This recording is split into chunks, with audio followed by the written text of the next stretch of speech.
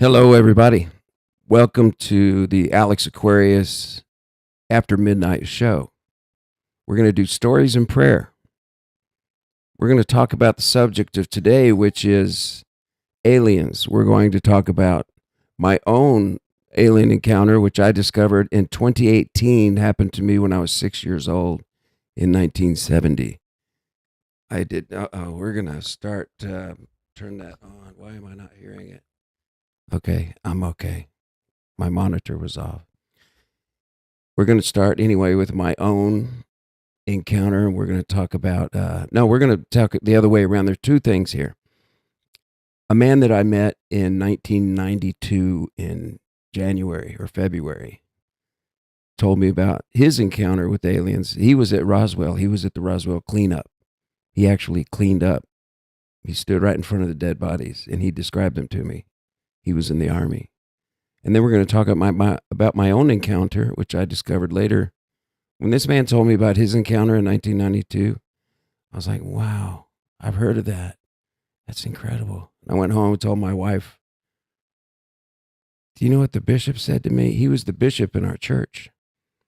And we were at the church in the evening. This was in the church building out in the hall, and the boys were playing basketball, and we were going to give them rides home at 9:00.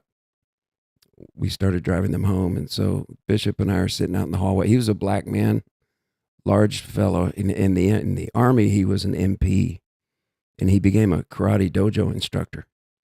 He also worked for wage management as his day job, but he also taught karate in New Jersey. This was in Vineland, New Jersey, kind of halfway between Philadelphia and Atlantic City. And I'm from Houston, but I had been hired and flown out there to live in New Jersey after graduate school. I went to a school called Thunderbird in Arizona, which is ASU's graduate school. It's actually where Eric Kirk actually studied international studies also. But so I'm going to tell you about his story. Let's look at the screen combination here. We've got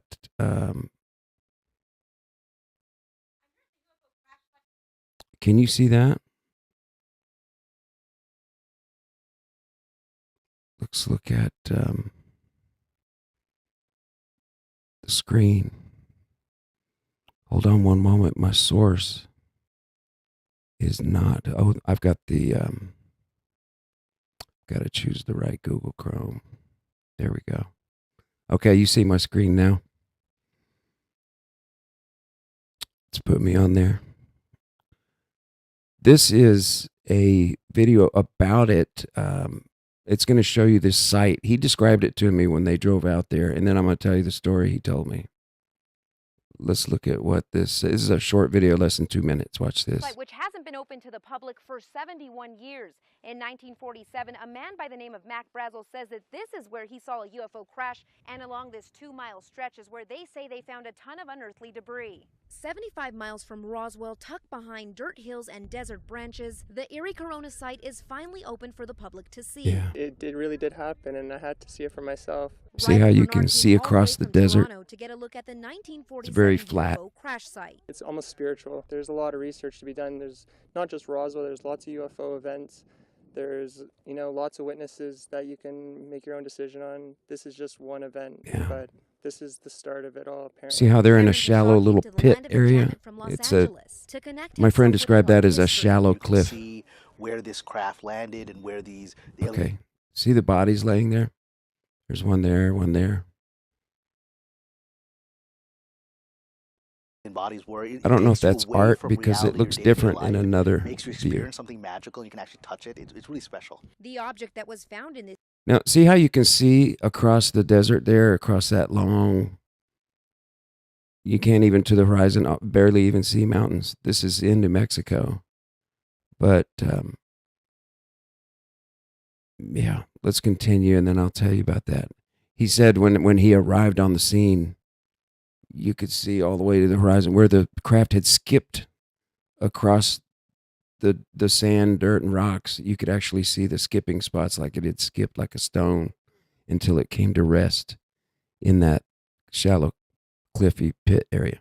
This eerie area was first identified as a flying saucer by officials. However, they later retracted that statement and went on to call it a weather balloon. There are many theories on what happened on that July morning in 1947, but seeing this wreckage site was an It's July unforgettable 8th, moment for visitors. 48. This chance to enter See that little? It's a little virgin pit territory area. that others have only read about, and actually see it with your own eyes and know that you're not just sneaking into the land. The family itself has opened it up to you, and it's really special. An out-of-this-world experience that only took 7 Let's go back. for visitors. See that right there?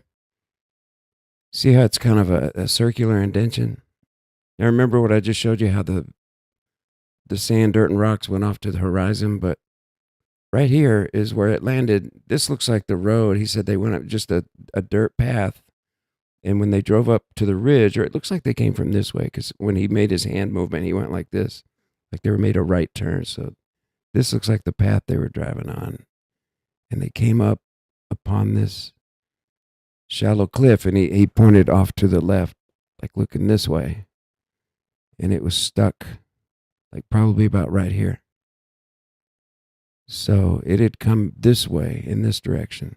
On the screen, I don't know if it's northwesterly, but if north were the top of the screen, see this northwesterly direction, that the craft came to here, went through this little shallow area, and then went and stuck right in the dirt right there.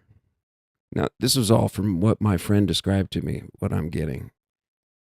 Just from the hand movements and the way he I had a complete picture of this area before I ever saw this, because this was in 1992 when he told me he was there, and that was before Google came out. And then right after this, in a minute, I'm going to show you what I found on Google, looking up dead alien body images. Just in about 2003, about 11 years later after he told me that. You're getting this chance to enter into virgin territory that others have only read about, and actually see it with your own eyes and know that you're not.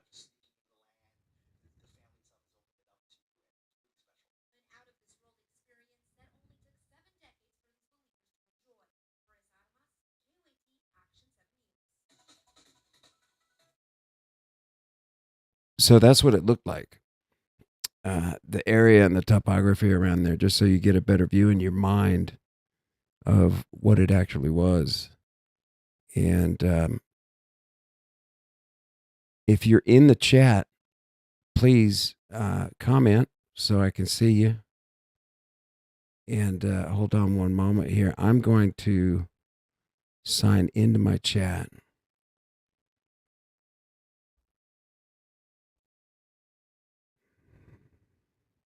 At Gmail. My email address is alexaquarius9@gmail.com. It's verifying if it's me. It's going to ask me to provide a second factor authentication. Okay. Use your passkey. What's my passkey? You know, it's going to try to let me, let's see. Let's try another way. I like to tap my phone screen. Tap on your phone, tap on your phone or tablet. Okay, come on, here we go. My phone should vibrate here in a second, and then I'm going to tap on it. Oh, I've got to hit next, or yes. Okay, I sent the signal. This is so that I can see the chat. I did not sign in yet. Yes, it's me. Okay. Yes, it's me. I tapped it.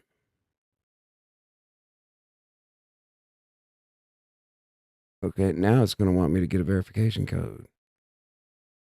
Sent it there. Let's do the verification code. Let's look at the mail.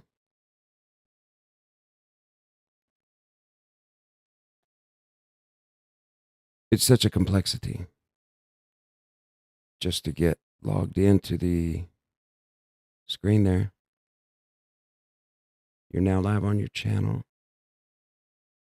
12:39. Let's see. Well, let's try it again. Enter the code. Now live on your channel. Come on. 1 minute here. Let me look the complexities here of just trying to get into my OBS studio. Let's try another way.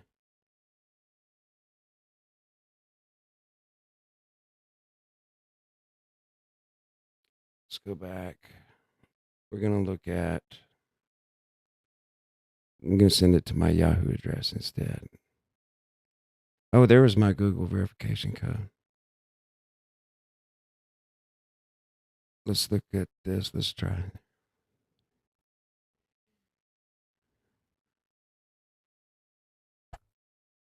Is that going to work? Welcome back. Okay. Now,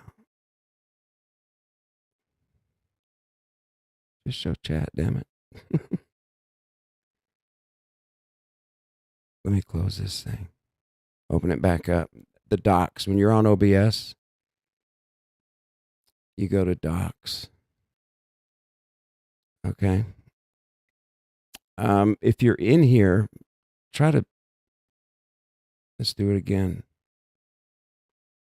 Should say that I'm already on there. Okay, there we are. The chat is set up. So if you happen to see it, I will see you. Okay, let me continue. Look at this picture. Do you see this? Is a dead alien body? This is a real dead alien body. And the reason that I know that is because my bishop, I was a Mormon LDS person, not anymore. There's the alien for you. When he said that he was looking at them and he stood toe to toe with the wreckage since he was an MP, he was assigned with doing like a stakeout, stand around the craft, don't let anybody come near it. Everybody else was sent out to gather the pieces.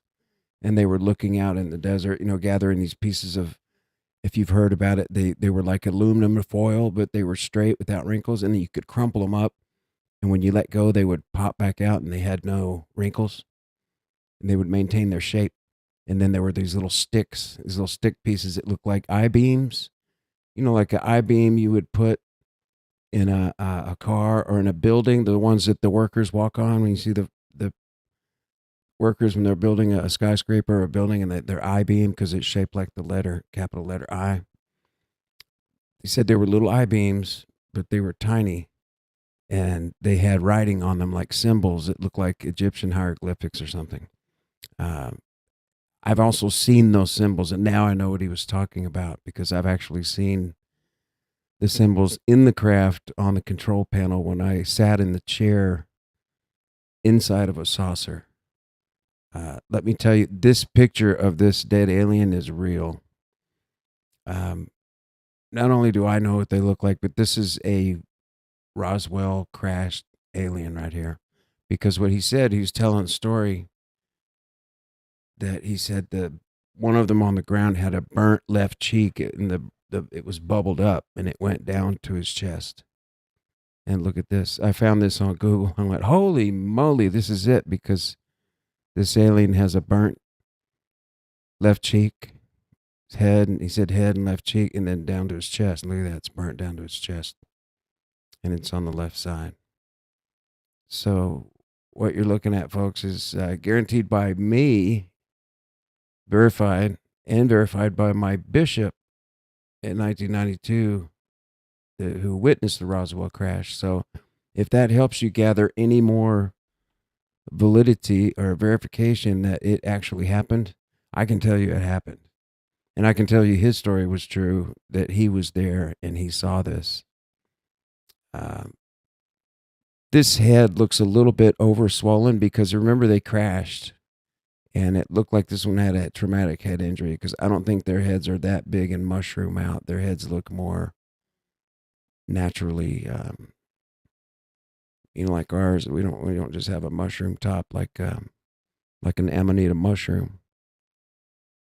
Something else I wanted to show you really quick. Have you seen the Skinny Bob, the alien that was found in Russia?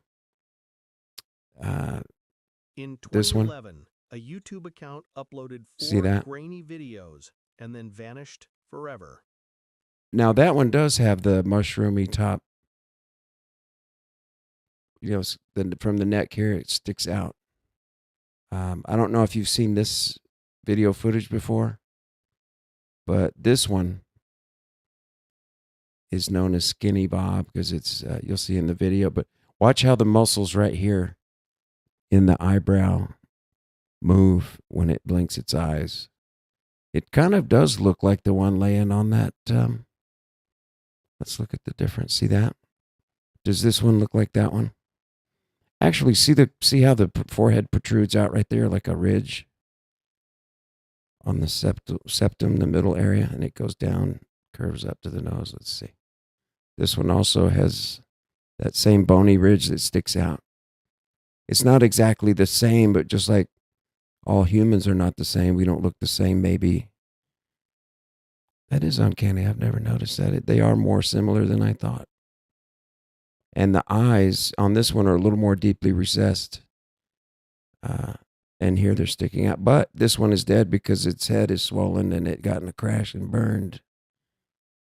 See how the eyebrow is not as protrusive here, but they are so similar. Look at that. Wow, I did just see. I call this like the mushroom top, and then on this one, the side of the cheekbone going up to that part right there. Let's look over here. On this one, the cheekbone goes up, but there's more of a crease there. I think that's from the crash. But wow, that bone right there, how it protrudes and it goes down and down to the nose right there is the same. But they're not the same alien, plus the other one's been crashed. Wow, I believe this one is also real because of that now. Isn't that uncanny? Ooh, let's watch. The footage showed what a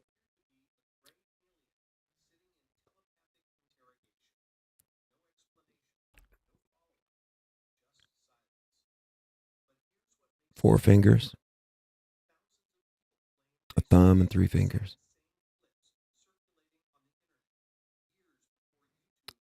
I don't remember the turtleneck design.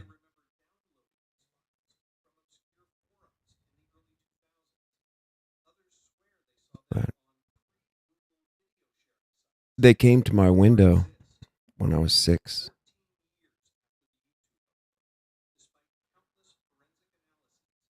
Let's look again.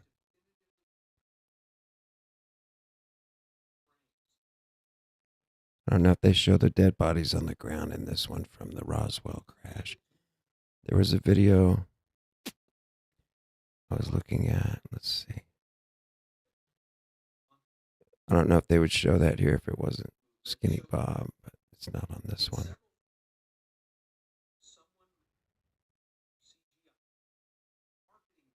No. No, that's not it then. But you're looking at a real, as far as I can tell, folks, that is a real alien.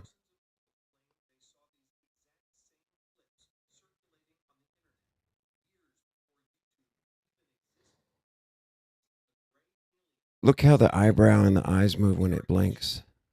See that when it blinked here? Did you see the other side? Watch. You can see the muscles above the eyebrow move on both sides.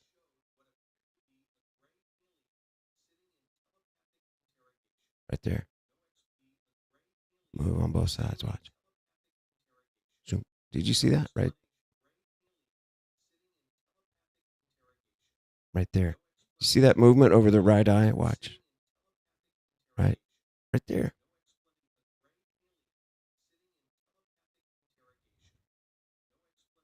That looks real as hell. That's like kaboom. So let me tell you to finish this story. At the chapel, we were out in the hall. He says, "Hey, did you ever hear about that Roswell crash in New Mexico?" And I said, "Yeah. My mother told me about it." And he says, "Yeah, I was there." He says, "I was in the Army, and it was a Sunday. We were in the Quonset hut relaxing, and everybody was writing letters to home and playing games. Some guys were wrestling. People were doing their laundry. And suddenly, Wild Bill came in, Bill, our sergeant, and he said, fellas, everybody, I need you to suit up. We need to go, and we have something to do. We're going to go out in the desert nearby here. One of the ranchers has asked for our assistance, and there was a crash on his property of this strange airplane, but it's a sci-fi movie prop from a Hollywood movie that got out of control, and it got away from them, and it didn't fly right, and it crashed in the desert here. And the Hollywood movie production company has asked the Army to help them clean it up. So they went out and they went to this crash site. He said they got in the trucks about a half an hour later, and they headed out to northwest of Roswell. And he said it took about an hour and a half. I think I looked at the distance. It's 75 miles from Roswell straight, and which would be about right in a big slow military truck. Plus they drove onto the land. He said they drove out on the property for a while until they got to that area. And he said, when we pulled up on a ridge, he said, I looked out to my left and on my screen here, the other left, he says he was looking out this way and he could see where the craft had skipped across the desert and then come to rest in this low spot with a shallow cliff, and it was embedded into the wall of this shallow cliff area, which we just looked at in that other video. And he said, when he got out, I told you, he was told to guard the ship, and he stood there looking at these two bodies, and he was toe to toe with them, and he counted the four fingers, and he counted, he's looking at their eyes, and the one of them had the burnt cheek and everything. But what he thought was interesting was that gas pressurization, or not gas, but pressurization of the cockpits had just come out. It's hard to say that word. Pressurization had just been invented to fly in high altitude. So he didn't know if that had deformed these human pilots to where they look like that. In his mind, he was having cognitive dissonance, and he was trying to justify or come up with something that made sense in his head for what he was looking at, because he was looking at this dead body lying on the ground looking like that. And he thought if that was a human, the only way it got like that was because it was squeezed by the pressure of pressurization of the cockpit. That was funny. He told me that. But after a while, he stood there for about 10 minutes looking at him, and somebody came up and told him to go to the perimeter of that pit and look for anybody coming up and warn him if there was anybody driving up the path to what they were doing. As he said, everybody that was there was out there in the field cleaning up the debris and gathering everything up. Another thing he said was he did not know if, let me see if I need to, let me show you. This being here, he said he didn't know if these bumps, if it was like a lizard, he didn't know if that was their skin or if because they were burnt, they had these little round bumps. He said like a lizard. And this one has it too. See right there, there's one on the cheek. There's one there. There's one on the head here. There's one here. There's one on the neck, kind of over here. Look, it has a clavicle. Yeah, it has a clavicle. Collarbone. Similar to the human body design, but not exactly a human, right? But yes, folks, you are looking at a real, what we call gray alien body. As I can tell, verified by me, who's seen them alive. I've seen 5 alive. 5 by 5. And there were 2 crafts that landed in my yard. Let me show you real quick. I'll jump ahead. This is me and my mother. I interviewed my mother. I have to tell you how I told her when I started remembering. These are the aliens from the Travis Walton movie They don't look at all like the real ones. See that? See that? It blinks and it's got this old wrinkly face. Does that look like the one that is laying on that stretcher? No. What they did in that Travis Walton story is they took some liberties and they had him chasing around the craft through this gooey substance, and he said none of that was real, that they added their own Here's what makes interpretation. This, thousands of people This is Skinny claim they Bob saw again, the these one from exact Russia. This is same why they call him clips Skinny Bob, because of the circulating on long the internet arms. years before YouTube even existed. But what I was going to say is, when the bishop was talking to me, and he was telling me, hey, yeah, I was there at the cleanup. And as I'm listening to him, I'm thinking, wow, he's telling me this wild story, and as I'm looking at him, I'm like open-minded, but I'm wondering, could he be telling me the truth? I want it to be true, but is he telling me the truth, And I had no recollection of my own experience, which happened when I was 6 years old. So what happened to me was in 2018, I was tying my shoe. I'd just woken up and I got out of bed and I had put my feet on the floor and I'm looking for my shoes. And I suddenly had this flashback of these 5 gray aliens looking at me through my window of a house we lived in when I was a kid. And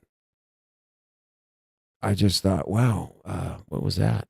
And it was like a memory just came up. And if you ever just, you remember, let's say you eat something or you smell something, a lot of times smells will bring back a memory. It was like that, but I don't know what it was. I just was looking for my shoes and boom, I'm flashing back to these aliens in my front yard. And I thought about it. And I think that was one morning. Then throughout that week, it happened like 3 times where I would wake up. I guess it's that state of mind where your mind is relaxed in your dreamland. You know how you remember what you were last dreaming right when you wake up and then you'll forget about it. Maybe if you keep a notebook by your nightstand or by where you're sleeping, you can write it down as soon as you wake up. But within a minute after you wake up, you don't remember it. You have to write it down fast. You know what I'm talking about? It was like that. It was just, but not even exactly like that. It was just this flash, literally a flashback. But it felt like something that had actually happened and it felt like a real memory. And I thought, that's odd. Did I ever see aliens standing out my window? Because it felt like I did. And I'm like, wow. So here it is, 2018. And it's, 16 years after the bishop was telling me about his experience in Roswell. And like I said, the whole time I was talking to him, I did not remember my own experience. And I was wondering if his experience was real or if aliens even existed. And some of you, if you watch this, might even question yourself, do aliens really exist? I was the same as you. I was in your shoes. I'm talking about shoes a lot. I was thinking, is it real? Do they actually exist? I wonder. And how do I verify? But then suddenly I'm having this flashback memory of them standing in my yard. I mean, they were only about less than 12 feet away from my window. And I was 6 years old. So whatever height I was at, 3.5, close to 4 feet tall, that's the height they were. And they were slightly taller than me. And there were 5 of them, and they were looking at me. And I remember looking down, and I saw their feet, even though they had these suits on. But it wasn't the same suit as Skinny Bob there. Would see how he's got like a collar neck almost. See how the neck of that suit comes up? These had a lower design. Hey, it was a different year in a different part of the world. These weren't exactly the same gray aliens, evidently. But the collar was different. But they were wearing a suit that covered their bodies. But as I looked at them out the window, when I saw their feet, it terrified me. Looking at their faces was not as terrifying. They just looked like little people. But when I looked down and they were barefoot, and when I saw that foot, and I remember it was bony and long and had long 4 bony toes instead of 5. And it was just, and I got this terrified feeling, and they sensed that because they were calling me telepathically to my window. I was on my carpet playing with a truck. It was around midnight, and I was up out of bed playing with my toys in my room. I should have been asleep for some reason, and I was up. But I can remember on the floor with my head facing the bathroom doorway. And suddenly I remember Philip. What was it they said? Do you want to come with us? Or I can't remember the exact sentence, but they were calling me. And I stood up and I went to the window. And there are 5 of these staring at me. But when I looked down and saw the feet, but you know what they did? They covered up the image of their feet to not scare me. And they put on like black shoes so that when I looked again, I saw like a black shoe. But the funny thing is, I guess they don't know what the styles are of human shoes. It's funny to think back. They had on like clown shoes, and the toes were rounded and stuck out. And they were, you know how clown shoes are, you know what I'm talking about? They have the bulbous toe. And I looked down again, and they had on these shiny black patent leather shoes, but the toes were rounded and bulbous, and I didn't see the scary feet anymore. So they were aware of my fear and did not want me to be afraid. And they were asking me to go with them. And I told them, not without my mom. Not going to go without my mom. And so I remember them dispersing. I don't remember if, I think all 5 did, but like 2 or 3 of them went that way toward the front door, and the other ones went back toward the crowd. There were 2 saucers in my yard. And they got my mother, and they woke up my mother. And let's go look in here. I'm going to show you this. Oh, look, see the house? This was the house I lived in. Let me make sure you got the screen capture and we're not having to restart. There you go.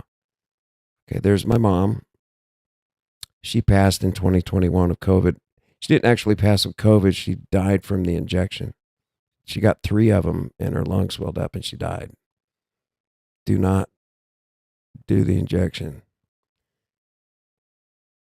So in that case, if you've already beat it, you don't want to go back and keep injecting. There's no reason. This house, we had a pretty long 1-story house.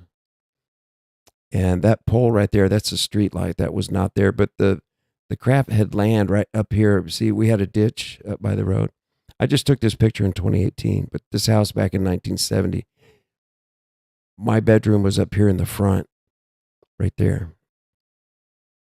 And they were standing, the bushes were not there. It was a new house. My dad built it. And they were standing right there. They landed, there was 1 saucer here and another saucer over here to the side of it. So here were 2 saucer craft in this side yard. And this is what you're looking southwest. You're looking in a southwesterly direction here. This road is going east-west. And we had that's called a rancher style house. We had a long house, garage, and it was all 1 story. We were on about a 1.5 acre, 2 acre lot. It wasn't a big, huge thing, but enough space for 2 saucer craft to land there. So what I remember was they were standing in my window, and I saw my mother walk by. And when she walked by, she held up her, she went like that, like, I'll be right back. And I just remember her walking over to the craft, and she went in it, and the bottom of it lit up in multicolors. And then it hovered a little bit, and then it just took off. And I don't remember what I did in my room. I think I just stood around. I remember thinking, she's gone. But then after that moment, I don't remember exactly what I did, if I went back to playing with my truck or if I sat on the bed. I think I did both. I started to get in bed, but then I got back on the floor, and I was going to go back to playing with my truck so they would call me again. But see, it's hard to remember. I've had regression therapy since then in 2022. No, after I moved here, 2023, 2 years ago, up in Georgetown, Texas, north of Austin. And the therapist brought me back to a moment where I actually remember sitting inside of the saucer, where the leader's standing next to me on my right, and I'm sitting in this little chair, and I've got my hands. Sorry, I can't hold my hand up right at the moment. Slept on my hand. It's been asleep for all week, but I had my hands on this panel, and you could see designs where there was like a spooling energy field that was growing and shrinking, but when he was pointing at it, it was spooling up, and the walls of the craft disappeared, and it was transparent. At first, I thought that they had let me come in. Let me tell you first, when my mother came back,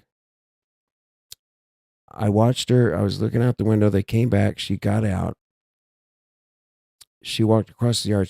She went around to the front door, around here. Like, see, the craft was here. She walked around to the front door, went in, came back to my room. And I remember her coming in, and she came up and she said, "Come with me. I want to introduce you to someone." And I knew who she was talking about because I had already talked with him. And I took her hand and I went down the hallway. And I remember clearly, that's another memory that I have, is walking with her back to the front door, going out into the yard. And when I looked, the creatures were standing around the craft, and two of them were over in the one that was deeper into the yard. I saw two of them going up a ramp, and like at my 3:00 on their saucer on the side, they were going up the ramp that way, and they got in and took off. But the other saucer that was closer to the road, I walked over and she held my hand, and when she let go, I went up the ramp and into the saucer. And I thought my mother was waiting right there standing in the grass where the door was open for the saucer, where I walked up that ramp, because they were showing me things on a screen. This was my first memory before the hypnotic regression therapy. And at first I thought I was looking at like flat panels, flat screens. But I remember seeing a forest. There were like different scenes of nature. Like I remember seeing the saucer was down low in a forest and a clearing of trees. And we were just looking at the trees, like showing me nature or some forest. And then they showed me a city. And I remember seeing skyscrapers on a horizon, but the buildings were very shiny and the tops were rounded. And as a 6-year-old in Houston, we lived very close to downtown. I remember that did not look like the Houston skyline with the tall buildings in Houston. So I thought, that's not Houston. Where are we? As a 6-year-old. I also remember going when I sat in the chair, but I do have another flashback of the craft moving very fast across waters, which was the Gulf of Mexico, Gulf of America. But I knew when I was a little infant, my grandfather had a boat, and we would take it out in Galveston Bay and drive it around. And my mother said that when I was an infant, she would lay me down in the back of the boat near the outboard motors in the back, and it would put me to sleep, the sound of the motors as we drove around on the ocean. And I remember that as a baby.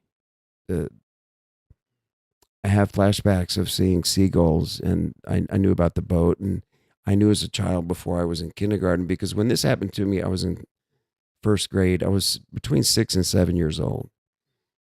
And I knew that we were in Houston when we lived right next to the Gulf, and I'd been there, and I'd been on boats, and we knew the area, and I was used to the water. So someone had asked me, how do you know you were flying across the Gulf of Mexico? You were 6 years old. But we were active in the boating community, and I knew where I lived. But I do have a flashback of leaving Houston and going south over the Gulf. And then we went over that water. I would say now I've flown a lot as an adult in business. In my career, I spent over 30 years, probably with over 5 million miles. I've was in an international business where I've been to about 60 countries, and I've flown so much. I'm guessing I've got like maybe over 5 million airline miles. And I would say we were at about 70 to 80,000 feet up, because the planes that I've flown on, I don't think I've ever been on a plane above 43,000 feet in a commercial airliner. That's about as high as they ever got. You can see them, like when you're in first class or on any class, you can see the screens. Will tell you what your altitude is and show you the map of where you're at. When I first started flying, you could smoke on the airplane. There were people in the back, not in the classes in the front, but like it was going to make a difference.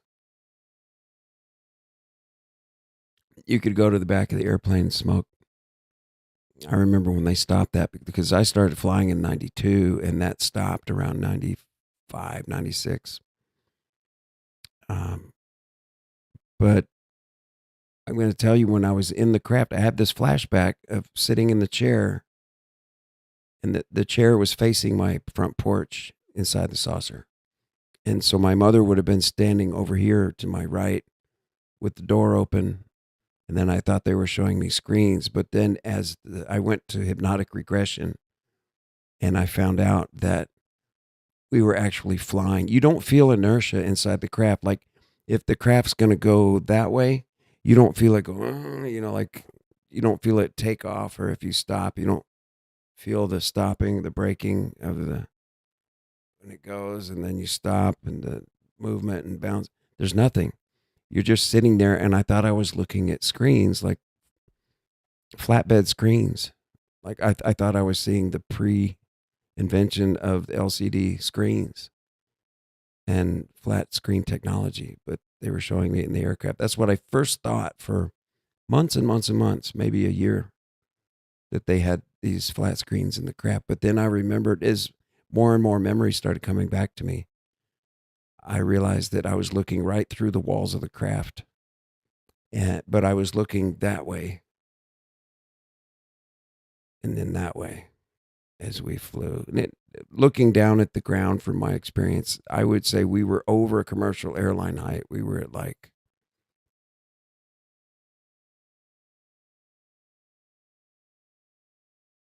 I'm just guessing, 65 to 75,000 feet up.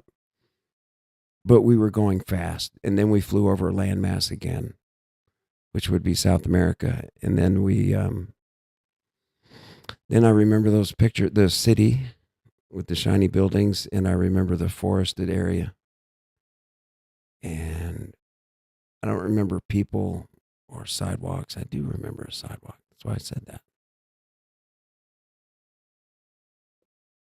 But it was weird. It's like, not like our sidewalk. But I don't know where it's going. Maybe we did not leave the craft. But so we went out and looked at something. As far as I can remember, I don't remember deboarding the saucer and going into somewhere. I just think we flew out and looked at some things and came back. But I don't remember the dialogue. And it was telepathic. From the leader was on my right, and the other two were on my left, standing, and I was the one in the chair flying it. But you put your hands on the panel, and that's how the saucer is flown, and you do it mentally. And I think through me, he was flying the craft, but I was the one with my hands on the controls. And he pointed to the spool, and I saw the generator spool up, which was the technology that makes the saucer separate from our vibrational three-dimensional world into the ether world, I guess I'm going to call it, where once you spin up that, you have to spin atoms around other atoms. And I think it revolves some kind of perpendicular technology where you have you spin atoms at a mass around, let's say, going this way, and then you have another spinning of atoms in a different direction. And when you combine the two and the frequencies harmonize, the thing just goes into another, invisible to us. And you have unlimited, you can just think and you are there. It's like bending space and time. It's like when you're meditating, if you meditate and you've ever gone out of body, when you get to that point where you're there, you know what I'm talking about? Anybody who's listening who has been, if you're not live right now, I don't see anyone in the chat, but so if you're watching this video afterward, if you get to the point when you're meditating where you know you're there, when you're there, you can feel the separation, and you feel that state. Talking about meditation, the way that I meditate when I do it is, and I am telepathic. I called my girlfriend one time and she came home a couple hours later and she was like, "Were you meditating and calling me again?" She said, "I was shopping and then I got in my car and I'm sitting at a traffic light and I hear you saying my name over and over again." And I said, "Really? You heard that?" And I had forgotten it was like 2 hours before whatever I was doing around the house. I think I was cleaning the pool. And she comes home and, "Can you help me?" And we're getting groceries in there. She's like, "Hey, were you meditating a little while ago and calling my name?" And I was. But here's the way I do it that is successful. I laid in the tub and I had a big oval tub. If you don't have a big oval tub, go out and get yourself one. Save up some money. Do some reconstruction in your bathroom.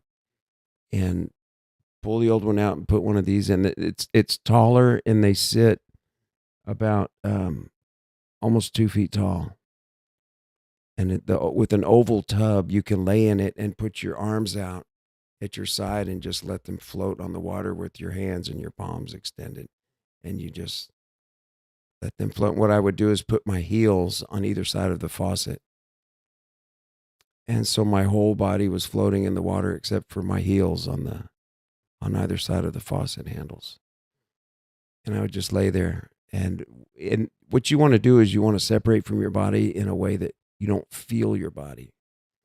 Like if you're laying on your bed, on your side, or on your back, and you're uncomfortable, or you can feel something pinching or pushing on your shoulders or the back of your head, if you're in a spot where you can actually feel a part of your body, you want to move until you're completely comfortable so that when you concentrate, you're not focused on any part of your body and until you feel like you're on a cloud floating. My hypnotist therapist, she tried to say, imagine yourself on a cloud, you're floating on a cloud. And that did not work for me because I've flown so much and I've flown through so many clouds. I could not imagine floating on a cloud because I know you fall right through them. The planes go right through them without even feeling it,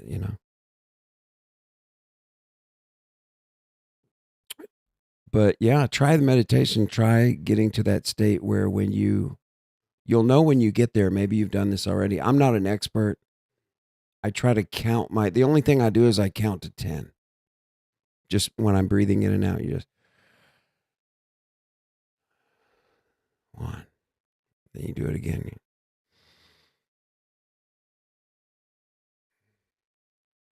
2. At the same time, you kind of try to surge energy through your body, like clench up and then release. If you've ever been to a yoga class or any meditation class, you know how to do that. You tighten up your muscles and then let go and feel them. When you release them, you feel the energy going out of the muscle. And you cause that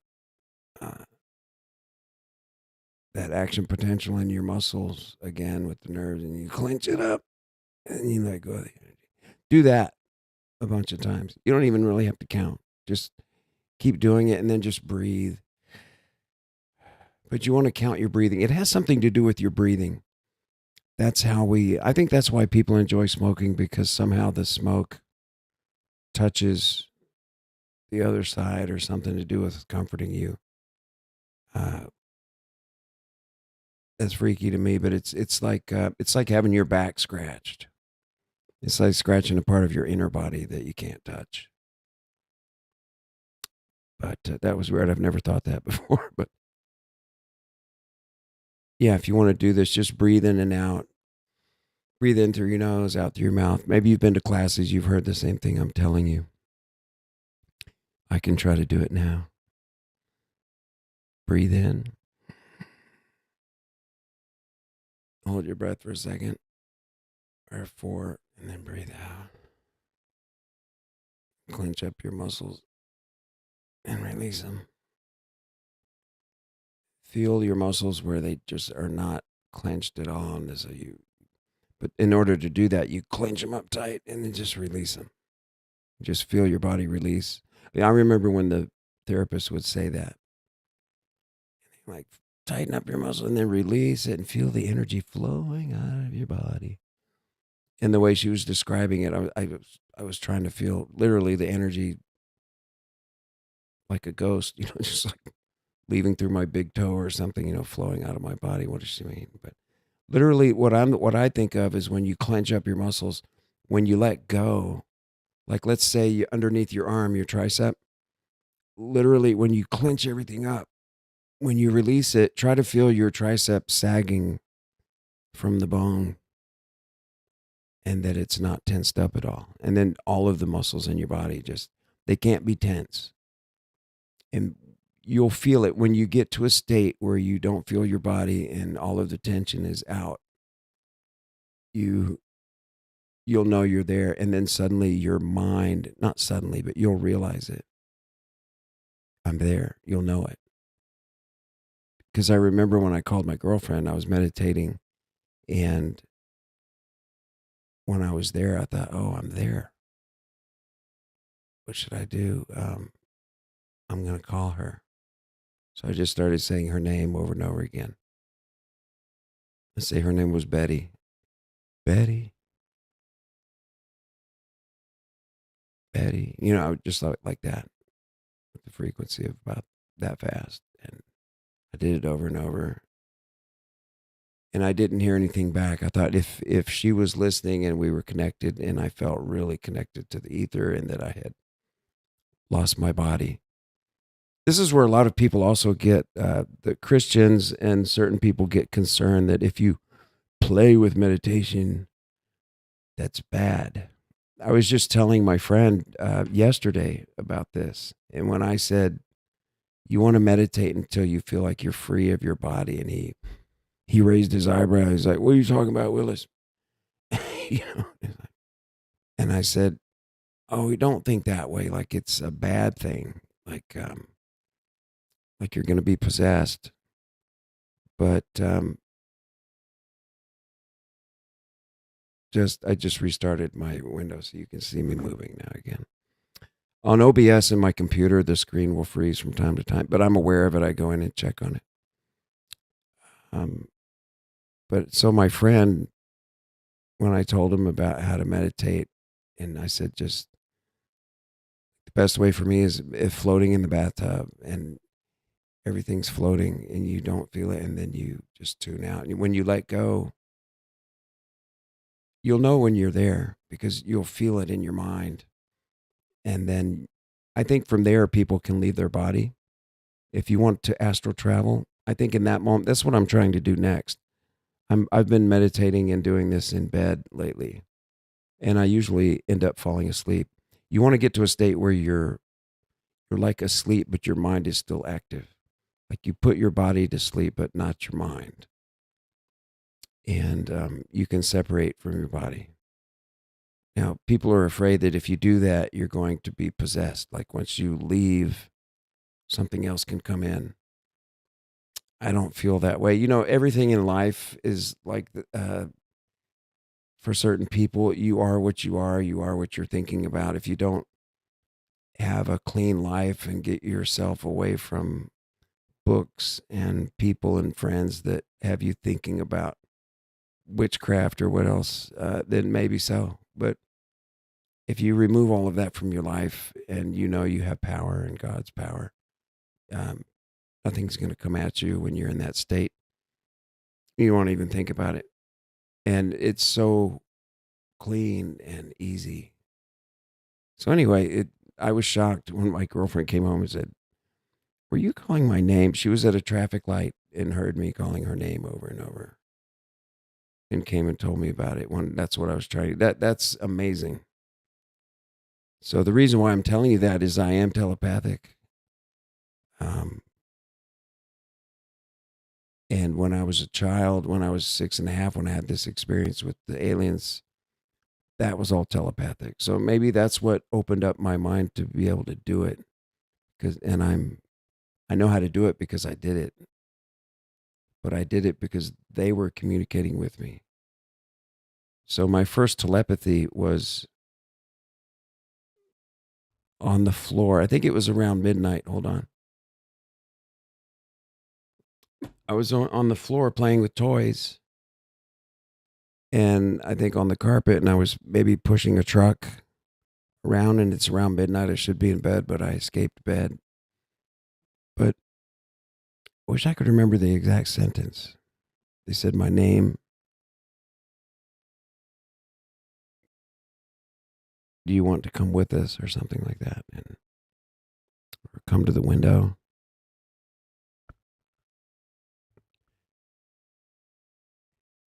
I'm not exactly sure. I really am trying to remember.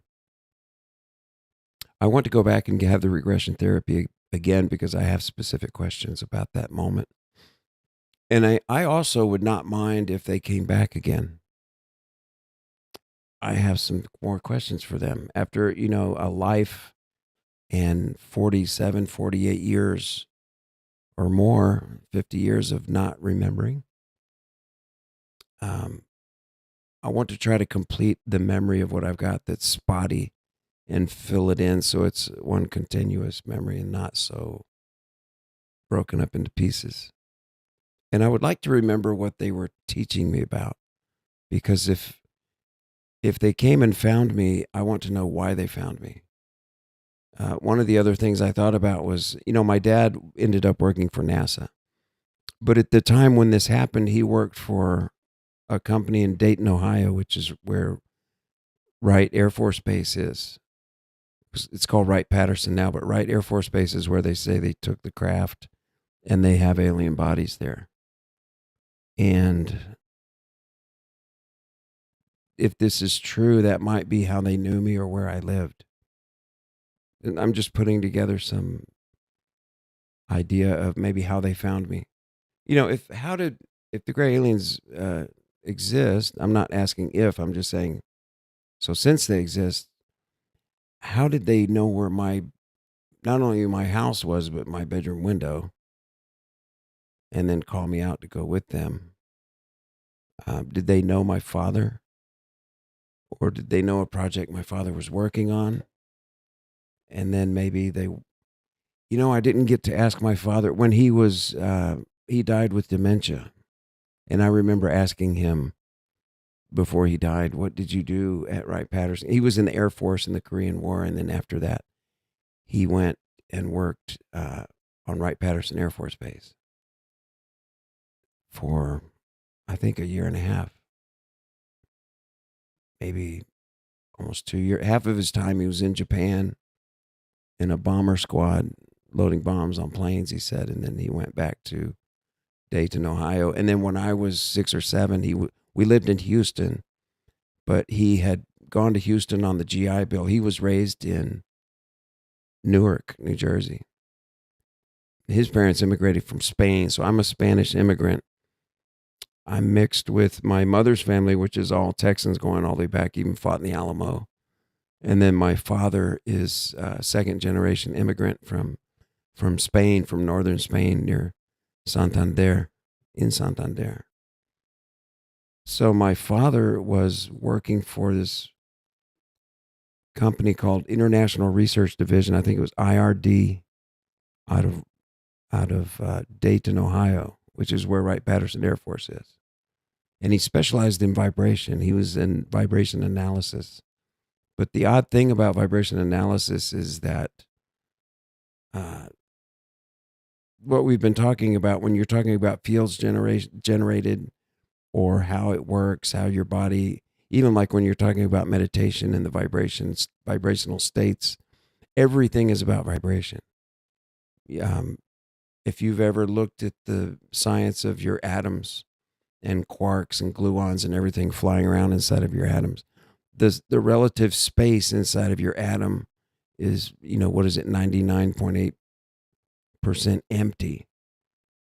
And it's kind of like, if you've heard that, you have these tiny little particles flying around that go in these atomic vibrations. It's like, do you remember the old atomic symbol design? It shows a dot with the ellipses going around it, the orbits. Yeah, it's like the quark and the gluon going around the center spot. And they go so fast that they appear solid. But if you shut off the frequency to your atoms, your atomic mass, atoms, you would disappear. Because your body, your physical structure right now, your solidity of your flesh, it's all based on those atoms, the quarks, gluons, and all the particles inside spinning around so fast that they identify themselves as, it's like when you run over if you don't have a paved driveway and you drive over a path or any dirt path, as you drive over it and over it, you'll see that you wear in the tracks. And that's where the grass doesn't grow, because you keep going over it and over and over it. Let me restart my screen there for you. Okay, now you're going to see.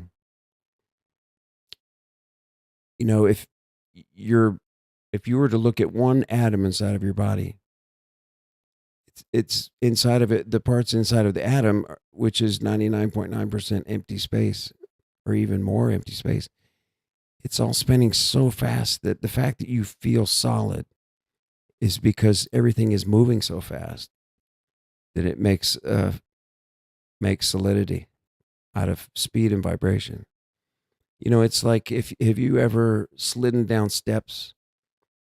I used to run down the steps in my house. We lived in a 2-story house with a carpeted, like 13 or 14 steps.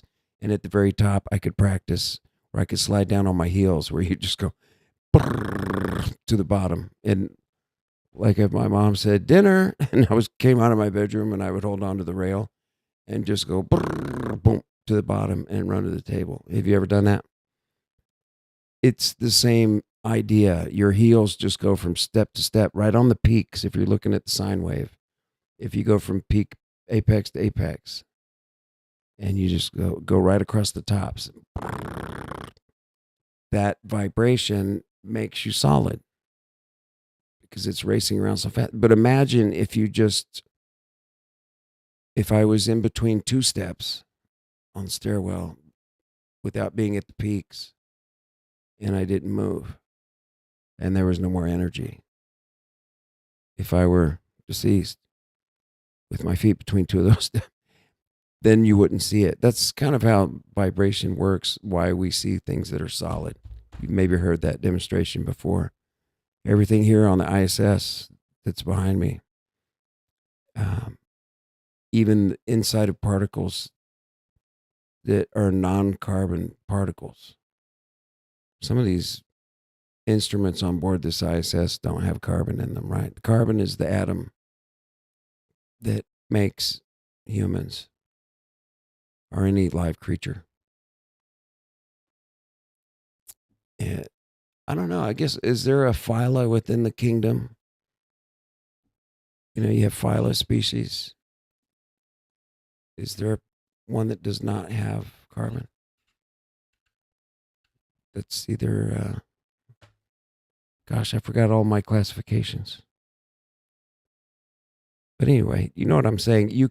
If you could tune up your atoms in just the right way of every cell in your body, not every cell, even smaller, if you could tune your atoms to a frequency where it could be to go through a wall, if you knew the frequency of the wall and you know your body's frequency, if you can tune it to just the right way, it would be like a key lock where you could just go right through it and come out the other side without your atoms touching each other, because there's the empty space.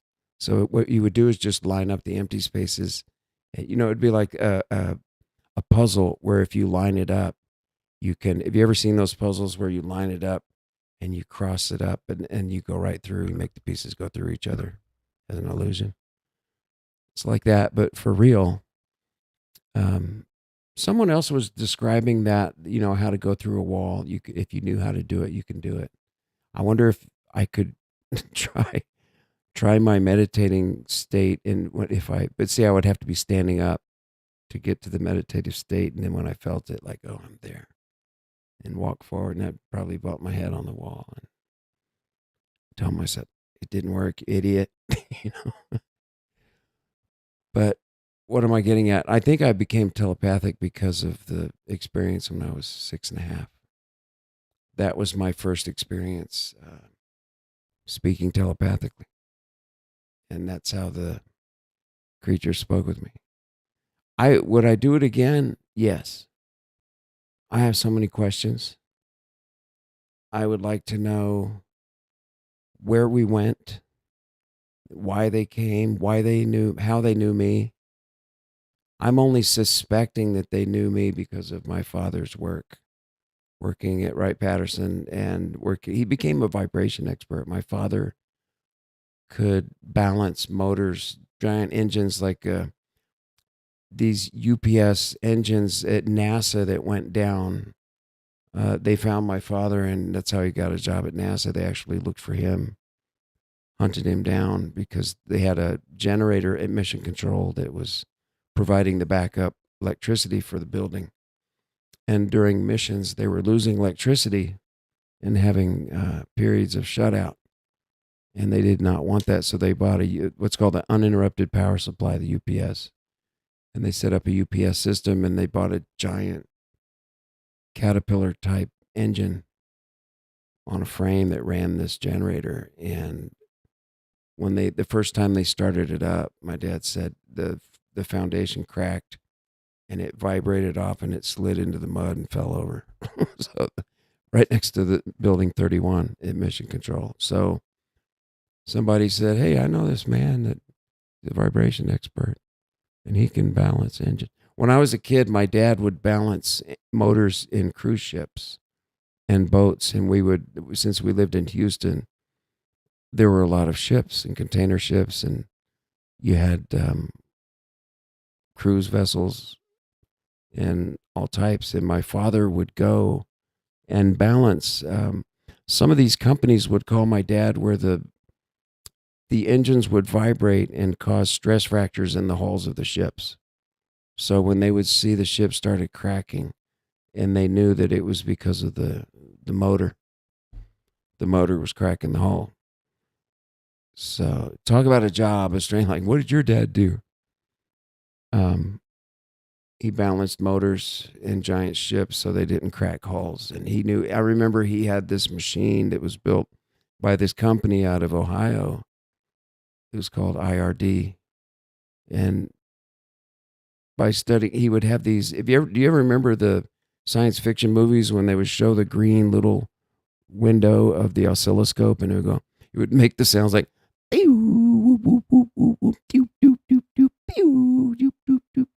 and it would show the sine wave bouncing in the little window. Remember? And it was a green little screen. That's what my father had. And he had this little screen, and he would watch the sine wave and the waves cross each other, and they would line up, the apex and the nodes of the wave, and then he could see the waves line up, and he would balance it. I remember, instead of using I remember him balancing our car. He would take and he had like a strobe light. It was hooked up to his machine, and he would tune it up to different frequencies. And he had a strobe light looking gun that he would point. And I remember him tuning our car using his equipment from IRD to like a professional tune. But he knew everything about vibration and wave technology. And he actually went to the University of Houston, studied engineering, but his expertise in wave technology came from his job at Wright-Patterson Air Force Base. In the Air Force, he became an expert. So there is the rumor that that's the Air Force Base that has the dead bodies, and even the live ones went there, and that's where they studied them. And like this Skinny Bob video, they had actual beings. And there, I just refreshed the screen again. That's where they had the actual beings. And that's where my father worked. Anyway, so I'm trying to justify how the aliens knew where I lived. How do they know how to come and find me? Like, just come straight to my house, come straight to the window, 5 of them in 2 craft. So the other thing I wanted to tell you, we're going to get into this interview with my mom. But the other thing was, like I said, when my bishop at the church told me in 92 about his story, when he was at the Roswell cleanup, he was in the 509th Division. Stood there right toe-to-toe with the 2 dead alien bodies that were lying on a blanket next to the UFO saucer. Crashed into the cliff, the door open with the ladder leaning up against the saucer. But so here's what happened in 2018. I went to my mother's house, and after having all these flashbacks, and I wondered if they were real, and I thought, if they're real, maybe my mother knew about that when I was a kid. So I went to her house and I said, "Hey, Mom, did I ever talk about aliens when I was a kid? Like that they came and visited me in my front yard?" And she was in bed. She had arthritic hip, and she laid in bed, and she looked up and she goes, "Mm-hmm." She goes, "Yeah, they were in the east yard, kind of up by the road." Mm-hmm. What? So it did happen. So it really happened. And she goes, "Mm-hmm. So you were there too." Mm-hmm. And we both just had this realization moment, like, oh my gosh, it really happened. It really happened. Holy smokes. What would you think if you were having these flashbacks about these gray aliens around you and looking at you through the window, and a memory as a kid, and you didn't know if it was you're just making it up, and then you go to your mom and ask, "Did I ever talk about aliens?" And she goes, "Mm-hmm. Yeah, they were in the east yard up by the road." And she describes exactly where the craft was, and when I told you she was in the window and she walked over to it. I think my mother knew the whole time I was growing up. She's the one that made me forget about it, because I remember asking my mother in the car when she picked me up from school, "Who can we tell about this? Like, who are we going to tell? Like, what now?" And she said, "No, honey, we can't talk about this anymore. We're not going to tell anybody, and they won't understand, and we just have to keep it to ourselves, and I don't want to talk about it anymore." So she not only shut us down from talking about it to anyone, but even between ourselves, I was not allowed to go, "Hey, Mom, let's talk about the alien visit," And the odd thing is that I published a book in around 2018, around that time, that's based on a story. I wrote the story in, around 2004, about a boy who has meets a boat that talks to him, and then the boat turns into a spacecraft, kind of transforms, and it's a fantasy fiction novel for kids. And I wrote it, put it out in paperback on Amazon, and it's called Mr. Wheely's boat. No, it's actually called Jake and the Jungle Gems. GEMS, Jake and the Jungle Gems. And this was before I realized that I knew the Greys and had the Ride in the Saucer. So after I published my book, I remember them coming to my house, taking me out for a ride, taking me out over the Gulf, over South America. I think we might have gone to Antarctica and beyond. I'm not exactly sure. Or if it was somewhere in like the Amazon and the rainforest where they took me. They may have been showing me either, who knows, they could have been showing me where there's an advanced civilization, a breakaway civilization of people that have escaped our knowledge. Have you ever heard of a breakaway civilization? That would be people who live somewhere on Earth, but in a secret place. Like, you know, some people say maybe there's a hollow Earth spot, or down in Antarctica, they're in a place where we can't find them, or we don't know where they're at. You're not allowed to travel below the 60th parallel. Here, I just restarted the screen again. Let's look at this video real quick now that I just restarted the screen. Well, welcome to Plain Mundane Show. This is Alex, and my mother, this is Judith. And what we're going to do today is we're going to have a discussion about aliens. We're going to talk about aliens. We're going to talk about a UFO encounter that we have discovered in the last, 2 years? 2.5 years? Come back to remembrance. Yeah, it just, we both remembered this and realized we were together and it wasn't a dream. We had a fifth kind encounter. I think the UFO scientist, his name is J. Allen Hynek, Hynek, I think it is. Hynek is the one that made up the nomenclature system of close encounters of the first kind, second kind, third kind, fourth kind, fifth kind. If you see a UFO somewhere in the sky, that's the first kind. If it's the second kind, I think it's closer than 500 yards. If it's the third kind, the UFO got close to you and your reality was affected, or something happened to you, or maybe you saw something through the window, maybe an alien or whatever. Fourth kind is when you actually have communication. I wasn't correct with them. on these, but Fifth close. kind, I'm not sure whether we had a fourth kind or a fifth kind. What do you call it when you go in the craft and you're having conversations with these beings for an hour or more? My mother said in the craft. I think we had a fifth kind experience. Close Encounter of the Fifth. What was that movie called that Spielberg? Was that the third kind? Which really wasn't the third kind. It was the fourth or fifth kind. I don't know. I think we had a. I'm talking so fast, my mother's trying to remember and think. So what happened? I wish I would have slowed down and let her talk. To the house, the first window there's a U-shaped drive. Maybe they didn't even wipe anything. It was just so traumatic, our own brains took it out. So how did it start for you? When did you? Were you in bed asleep? And where was I? Was I in my room asleep? You were asleep, I was asleep.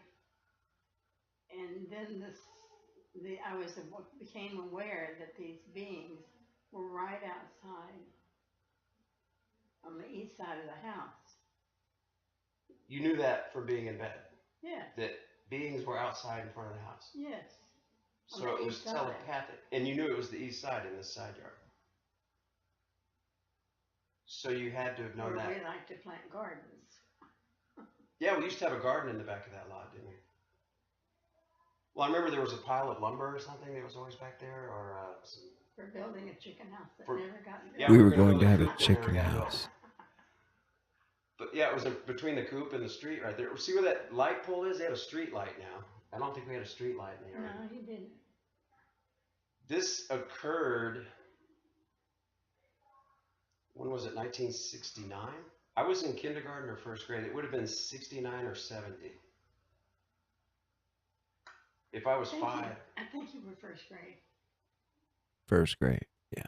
I think I was in first grade because I remember I had show and tell at school. It comes up in the story. You show and tell this? I told them something they showed me I wanted to take to show and tell. And they laughed. Telepathically, they laughed. I did ask the aliens.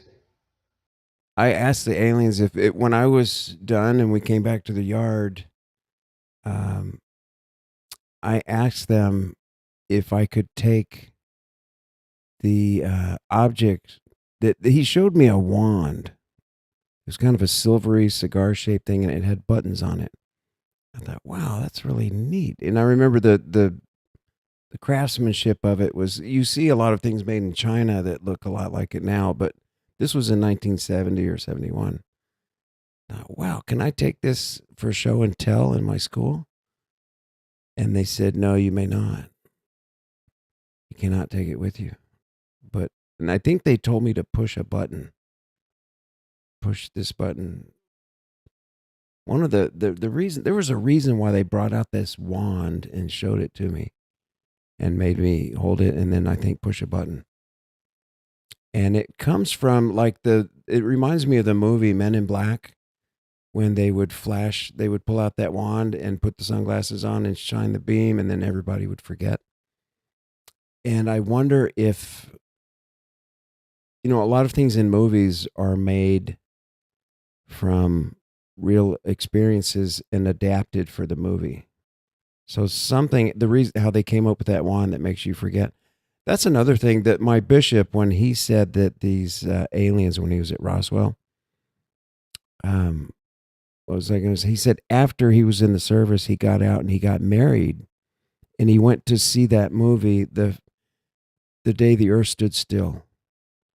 And there was a famous saying that the alien man would say to the robot. Remember the big steel robot came out, and it was Barakto Nikto Beatnik. What was the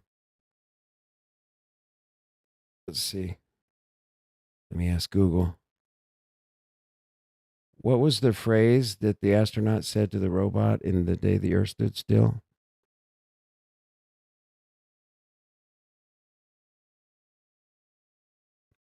Klaktu Barada Nikto. That's what it is. Maybe some of you out there are yelling, Klaktu Barada Nikto.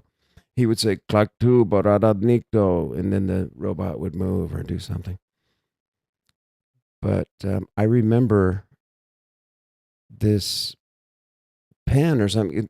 This is one of the most vivid flashbacks I have.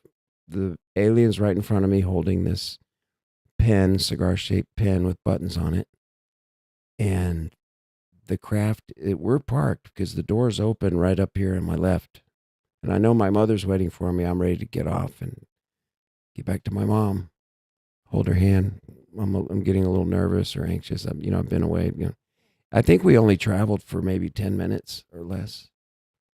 But we went far, far places and saw different things and came back. But the whole time I had no inertial feeling of ever leaving the front yard.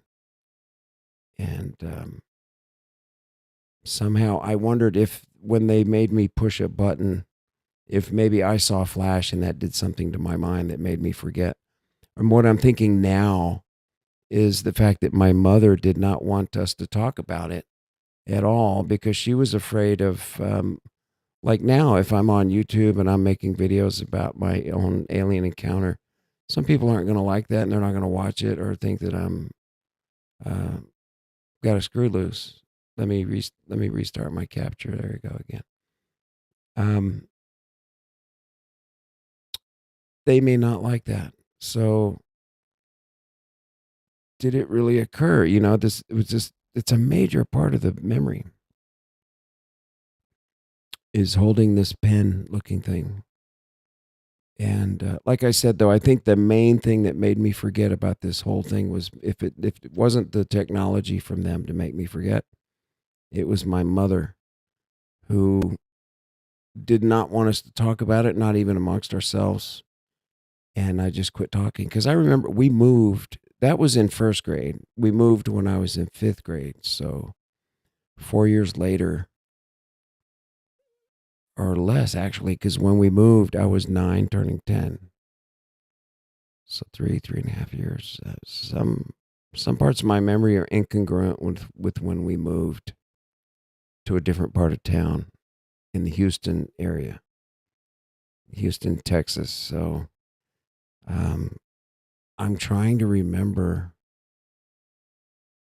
I didn't remember any flashbacks, or was I remembering this alien encounter in second grade, third grade? I went to an advanced school for kids with abilities called Vanguard in Houston. There's a Vanguard program. And I was the first year in Vanguard. A little bus would come and pick me up, and the school was over by the ship channel. It was actually in the 5th Ward.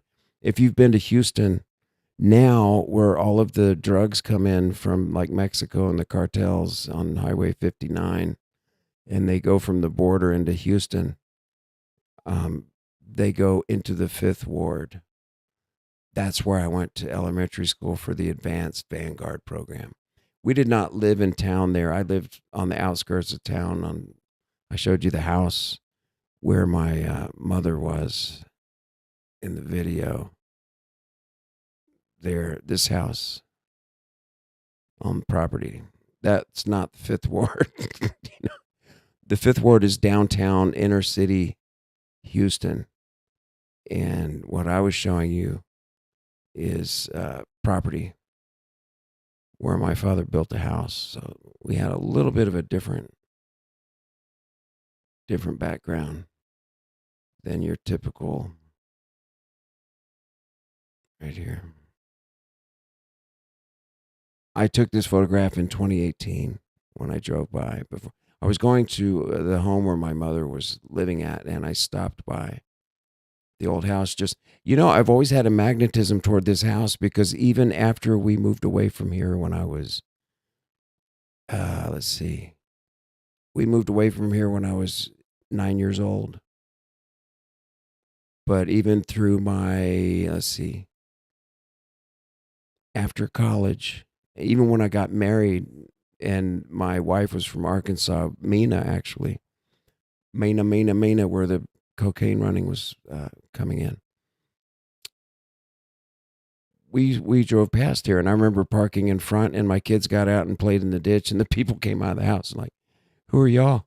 And I was like, "Oh, I used to live here when I was a kid." And he was like, "Oh," and I talked to the man for a minute.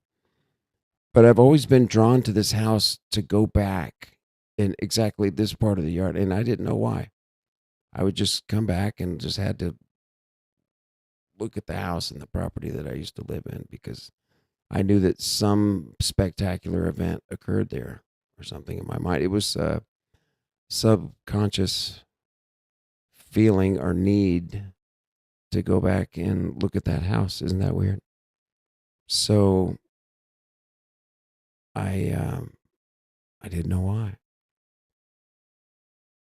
There we go. I restarted it. So after all that time, the way I remembered in 2018, I'm looking for my shoes, and suddenly I ask my mother. She confirms it. So I know it's real. It really happened. Then I realize I wrote a book where in the book, the boy is being called outside by a boat that calls him telepathically and takes him to the Amazon jungle. And there are kids being kidnapped there, and he goes and rescues them. And I wonder if the aliens didn't come and show me a place in Brazil where human beings are actually keeping children. Isn't that strange? And I could have been shown something of a setup, that's occurring. Which would mean now, if I haven't done anything about it, and 49 or 50 years have gone by, it's too late. It's like I was chosen, but I missed my calling. Or is it not too late? If there's something we can do about it, I need to remember more so that if I'm supposed to help or divulge something going on, maybe it's in the Amazon or it's in Antarctica.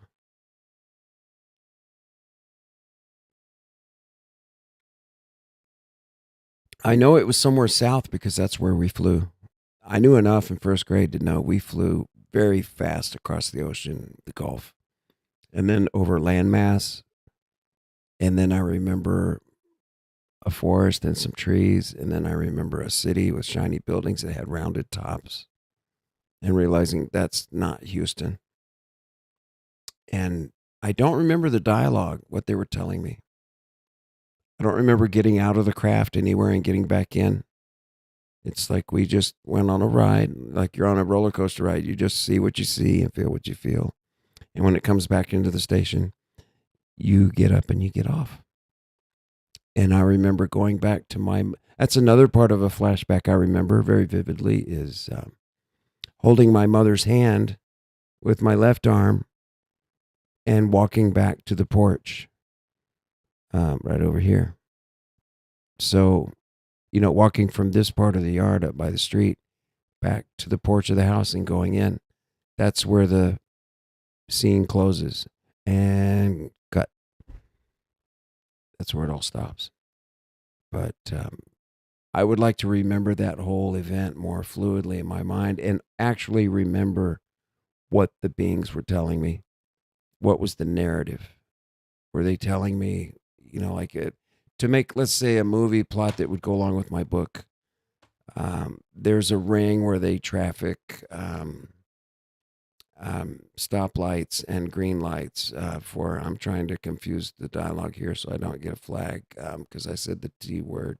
Let's say of vibrational marbles in a box with some crayons. Am I doing enough confusion?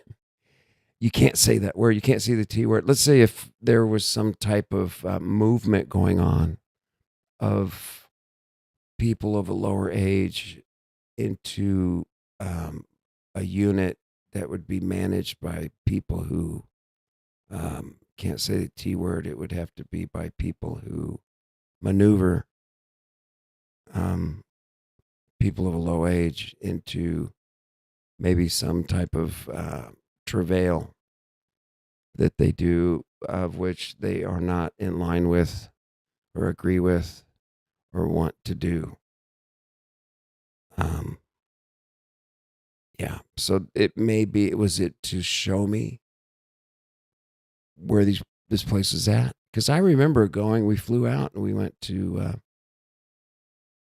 I remember a city and then a jungle. It was like a forest meadow. And the saucer, we were down in a meadow and we were looking at a line of trees. And, why would they show you the saucer going down low above we were just hovering maybe 4 feet off the ground looking at a bunch of tree trunks in front of us. So not tree trunks, but at the level I was at, we were looking at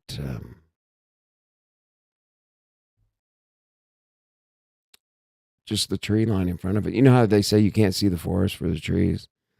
These trees were maybe 30 yards in front of me, 20 yards maybe 25, 30 yards in front of me from what I'm looking at. So what would they have been showing me where there's a grove or thick trees maybe, and I'm outside of them and we're looking in a grassy clearing. That's what the word I'm looking at. It was like a clearing in a grove of trees where there are no trees, but it's like the saucer came down in and we're looking into the trees. And then we floated back up and took off. And that's one of the memories that I have very clear. It was a grove of trees and a clearing.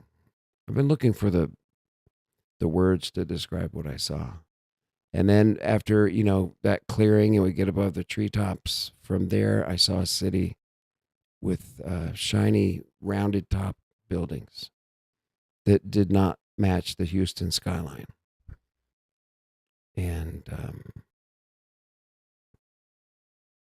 that's when I remember I was a kid and I had my toy truck I was playing with. And then I went to look down and think what was around me on the floor. Did I have any toys still? Or was I not using those toys anymore? Was I some type of older, maybe this would happen further into my life, but I was only 6.5 when this occurred.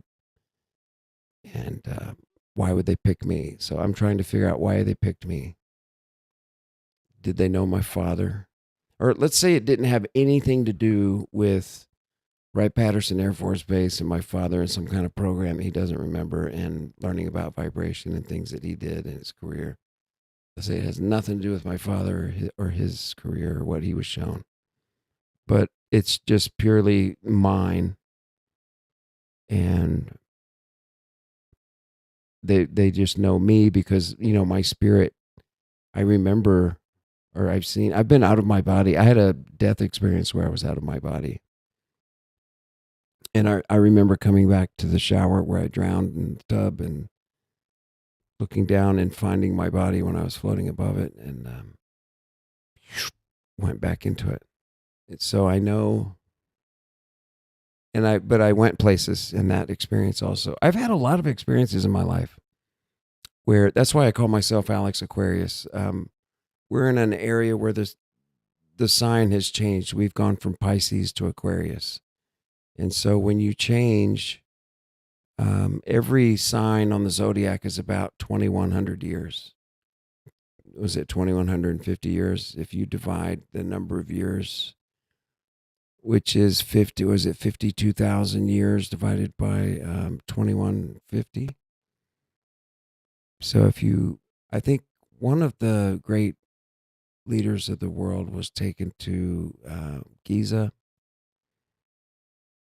Is it Giza or the plateau? It has to do, the Sphinx. When the Sphinx looks at the east, and the constellation that the Sphinx is looking at is the sign.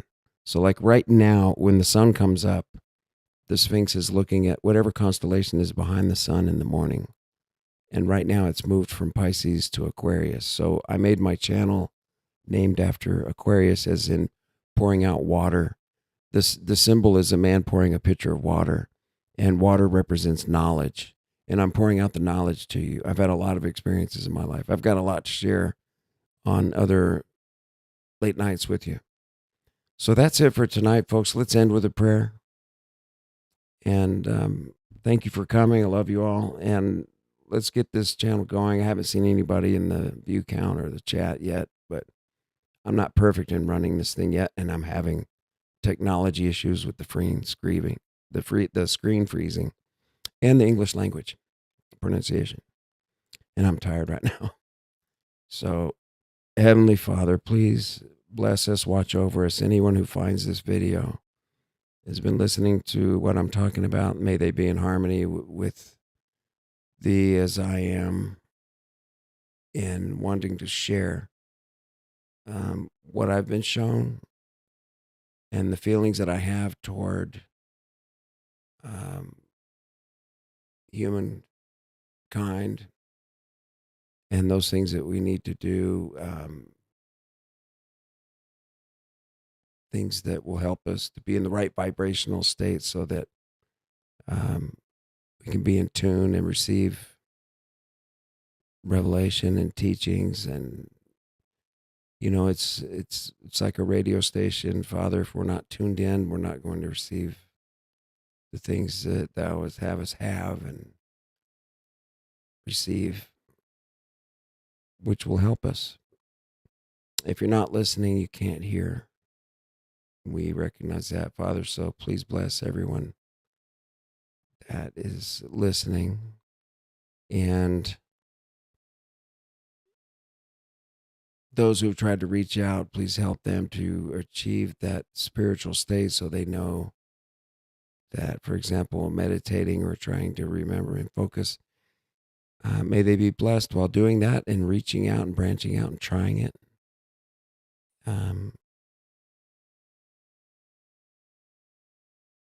We'd like to ask that you bless the world right now. There are a lot of things going on, and we're just now learning about evil things happening to younger ones, movement of people and young people against their will, and their abuse and the terrible things. And we ask that it all come to pass, to light, that it will be discovered and broken up and ended.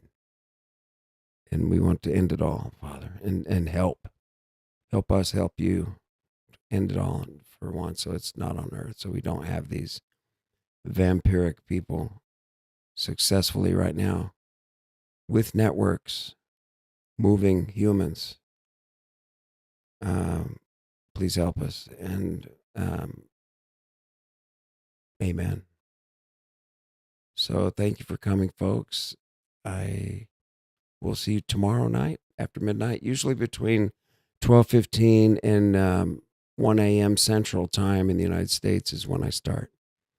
Basically, I have an alarm I'm in the Houston area, Austin, and I have an alarm that goes off for me to take a medication. And when I get up, it's easy for me to come over to my desk in my studio and launch a live report.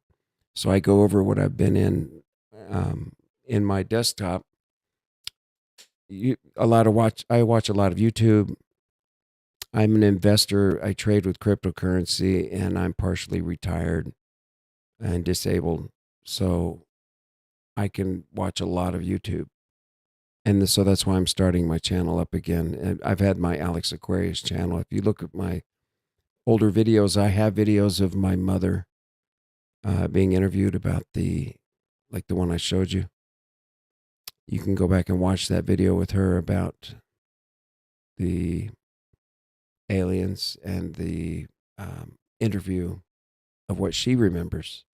Like I said, I think my whole life not remembering that, because I remember we moved and I was a teenager and I had friends, and I remember out in the front yard playing with my friends and going out in the woods and building forts and jumping ramps on bicycles and being at their houses and listening to music and talking about girls and going out and driving. And out of all of that, I never ever remembered or talked about aliens. And so how did I just forget about what happened? But there are things that I did remember, which were in my memory, like covers, like like like the book. Like I had this image of a magical, like you've seen the story Chitty Chitty Bang Bang, or some newer stories where a vehicle comes and takes you for a ride,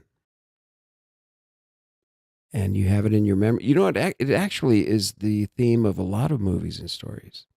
The magical mystery ship, it's in songs. And I think what it is maybe your mind is trying to deal with the memory of the literal thing that happened.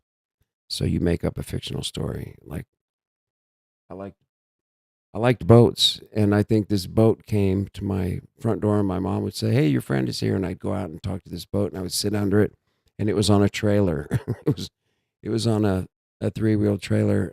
It was just like a ski boat up on a trailer, because I knew ski boats when I was from 1 years old, and I remember it would, over the bow, it would hand me ice cream. I don't remember seeing an arm or a hand, but I'd say, "Thank you." And I'd sit there and eat a popsicle or ice cream. I think my mother would sit me on the porch and bring me out popsicles. And I was combining the memory of this extraterrestrial alien spacecraft and these beings at my window, and me going out into the ship with them, with the memory of eating popsicles on the front porch at the same house, and then making all of that about my memory. So when I wrote the book, it's about the boys in his room in bed, and he hears the foghorn of the boat, and he goes out, and it turns out to be the new neighbor. And he goes out, and the boat reveals itself. It's like a transformer, and it's kind of like the same story as the Transformers. And then he goes off on this fantastic journey. Isn't that funny? It's like the same theme as Transformers. You've got this magic vehicle that takes you someplace, and it's like you get superpowers.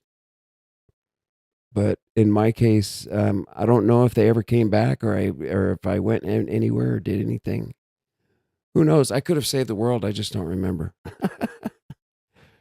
But I would like to continue on that adventure and do it again. If we had to, I would like to do it again, or keep going. If there is somewhere, let's say, where there are some nefarious activities going on, like in a jungle, and I can go in and point out where it's at and what's going on, I'd like to have clearer memory and recall, so that I can say exactly where it's at and what was going on. And the parts of it that include extraterrestrial technologies that we're not aware of. I say extra, that just means beyond the Earth that we know. It could be somewhere under the ocean, or extra terra would just mean beyond Earth. Let's say beyond our known Earth. Even if they were under the oceans or in Antarctica further than we've ever been, in my mind, that's still extraterrestrial as we've defined it to mean these beings. So if they could help us to go to other places that in our world to understand them, we've been told a lot that there are reports of people who have had alien friendly encounters like I did, that they tell them that you humans do not use your bodies in their full capability. You're just not using the vessel that you're in with your spirit is not being used to its full potential while you're on Earth. And if we could ramp it up and turn on the right engines and do something much more fantastic, that would be great. But I think we're dumbed down. We're on this Earth life, we're born, and I think we're not told the shape of the Earth is correct. I've looked into the infinite plane of Earth. Not the one that's spinning through space with the water dripping off the sides, but an infinite plane where there would be hundreds of continents beyond an Antarctic ring, and where they all have the same ocean sea level as we do. And you can, once you get through the ring, there's like 3 or 4 exits in the old maps where you could sail right through. And there are other continents. There are even books written. There's one called The Iron Dome, I think is one. I read that one out loud. I got the live, what do you call it? The audible version of it, the book. And I was listening to that. It's about a man who sails out. He's a politician from, I think, South Carolina, and he runs for office, serves a term, and then gets tired of politics and takes off on a ship, buys a ship, sails it down to Antarctica, and he finds a channel where he's going around the ice wall, and then suddenly there's a break and he's sailing into it, and suddenly there are continents where the weather gets nice and they're somewhere else, and they meet people who used to live inside the ring, but they don't now. But it's kind of like some of the games like Halo. The Halo concept where the world they're on is like a ring in space. Think of that, but horizontally. It's an area on the Earth outside beyond the Antarctic Circle, if it was a flat Earth or an infinite plane Earth where you go outside the boundary. Like right now, we can't go further south than the 60th parallel. So whatever is the true shape or extension beyond 60 degrees south of the equator, we don't know, because you can't travel down there. And if you could, what would you find? So when you talk about unknown parts of the Earth, and if you think, well, we've already mapped everything, and I see the comment. Amen. Upsy Daisy? Do you Upsy Daisy? Amen. Thank you. Were you here for the prayer? Are you still listening? I'm just letting myself ramble and hoping people are listening. But if you're not, come back. I think, do I remember your name from earlier? Maybe another night were you also here? I'm trying to catch people who are night owls. And that's why I start broadcasting after midnight, because I think people that can't sleep or don't like to sleep like me, I sleep during the day and I can go during the night.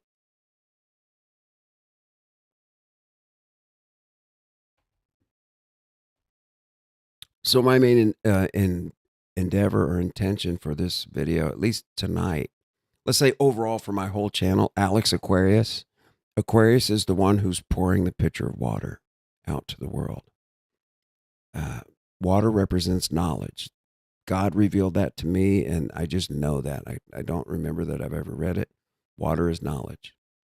So the sign on the zodiac. Oh, are you here listening? Upsy Daisy. Well, super.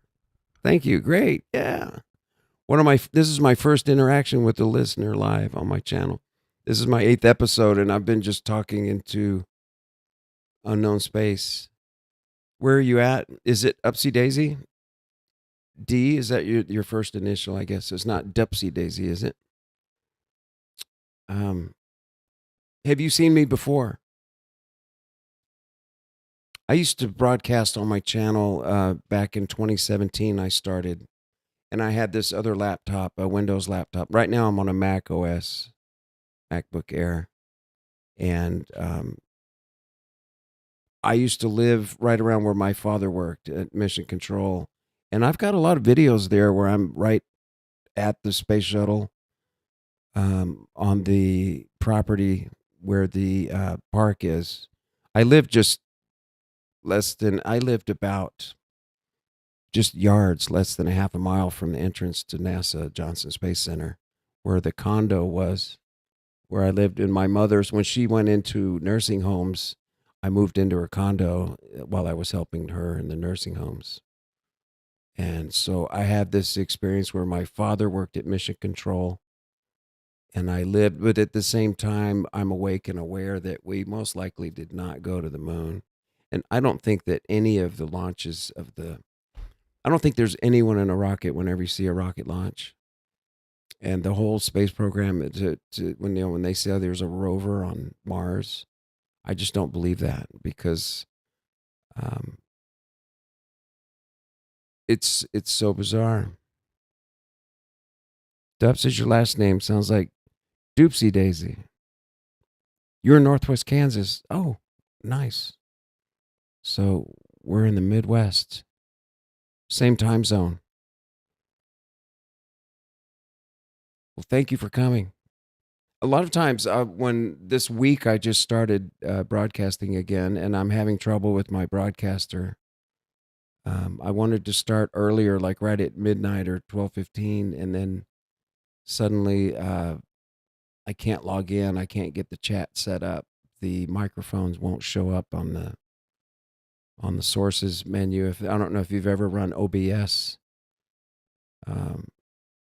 But what I used to do before, when I started my channel, when I picked my name, Alex Aquarius, if you look on my channel, I'm on my Segway, and I'm right in front of the SpaceX sign, and I'm pouring water on the ground from a pitcher as Aquarius, as myself being Aquarius, and just having fun. And I remember when I was trying to think of a channel name, I thought, it just came to me really quick, Alex Aquarius. And people ask me if that's my sign. My sign is Cancer. And if you know the tropic, I don't know what Cancer is. I'm not really into the zodiac or that much. I don't know that much about it. I'm not a New Ager at all. I was Mormon, I was Christian until I started having my own experiences. I've had a lot of very spiritual experiences. I've been out of body a few times, and without trying, I actually remote viewed the JFK assassination. I want to make a video about that. I was watching the Zapruder film over and over, and suddenly it was like sliding, I slid down a kaleidoscope. It was like looking in a kaleidoscope, and I just slid right down that chute, and I went right into the seat, in the back seat as him, and I turned to the right, and I could see the train bridge. And then I felt something really hot on my neck, searing, and I was like, oh. And I remember I'm sitting at my computer. This was in,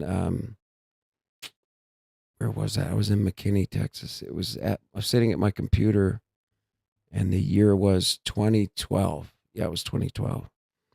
And suddenly my neck is burning, but it went numb. That's what happened first. You're going to like this, Ms. Dubs, or Mr. Dubs. I'm assuming you're a female. Yeah, I've got a lot of things to share. This is why I want to have a channel and chat. I have things that happen to me, the telepathy, remote viewing. I've been to heaven. I saw God. I've talked to the Lord. to answer a prayer. I've been aboard a craft. I've flown a saucer with my mother. She wasn't on the saucer that I went on. I went on the same saucer that she went on, but when I went out into the yard, one of the saucers took off and 2 of the Grays got in that one and left. And then 3 went with me. And I remember when I had my hand on the panel, I had hypnotic regression. And the one is standing on my right and the other 2 are on my left. And I keep having to go to screen capture and here, I'm going to restart it. How's that? If you see me on camera here, this is the video capture device. We should be okay here, but when I show the screen like this, if I have the 2 together, this whole thing will freeze up. But in Mac OS, that's called screen capture in OBS. But if I go back to this scene alone, I don't think this will freeze. So I have a mind and a life full of experiences that I want to share with people. So was 4 or 6 people in the car? Have you heard of that? Yes, I'm a girl. Okay. So were there 4 or 6 people in the Kennedy? 6. Definitely. I know they say the Mandela effect, it was 4, but that's because in the movie, they got a car out of a museum or some car that was available for the movie, and it was a light, like off-white, pinkish almost looking car, and it was 4-seater, and it was in the movie with the actress that was kind of famous. Can't remember the name of her. But you definitely had Governor Connolly and his wife in the limo sitting in the jump seats that folded up in the middle. And there was Greer that was driving. Yeah, Greer was driving, and the man in the right seat, I can remember all the names. It's just not coming to mind at the moment. The person who actually caught the bone coming out of his head that hit the trunk lid and slid off, that ran up and grabbed the rail and pulled himself up, that was, yeah.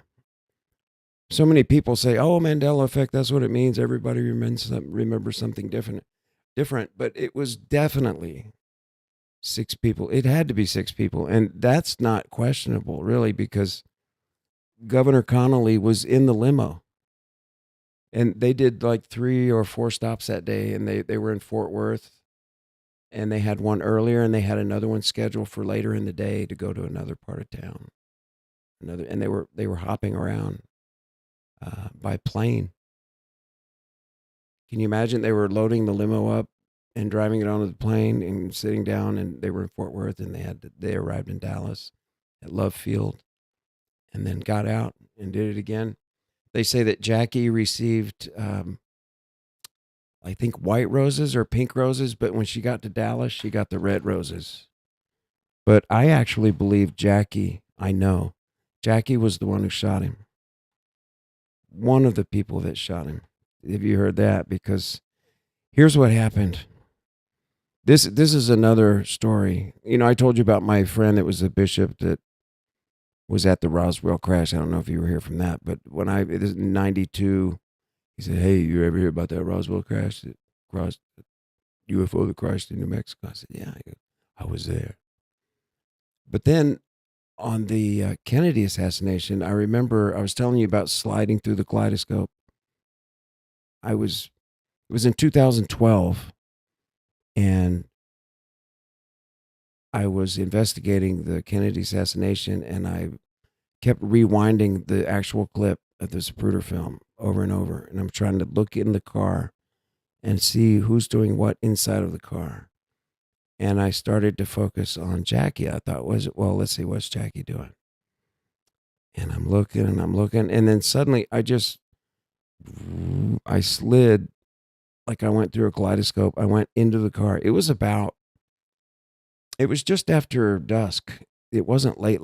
It was like maybe 9:30 at night and almost 10 o'clock. And that one was odd.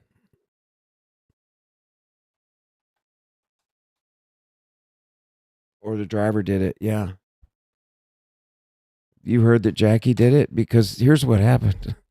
When I had that experience, I told you my throat, I slid into the car. I talked to Jack Kennedy in this event. I'll show you. So I'm looking at the Zapruder film. It was the 2012 50-year anniversary. And I'm looking into this because I want to solve it. I'm a truther. I like to do investigations. And I thought, I'm going to find out who really did it because everybody knows it wasn't Oswald. So who's really doing it? So I'm checking out everybody in the limo, and I accidentally remote viewed the whole event as Kennedy. And I remember looking, and I just kind of slid. It's hard to describe how I just I went from being in my living room by the TV. It was a computer that my kids used in the living room next to our flat screen. And I'm sitting there, and suddenly I'm sitting in the limo. I am Kennedy. I'm sitting next to Jackie, and I'm looking at the train bridge. And then I couldn't breathe. And I feel this, just my muscles, everything in my throat relaxed, and I could not feel, hold on. I couldn't feel the tension, the muscles here in my throat, just everything relaxed.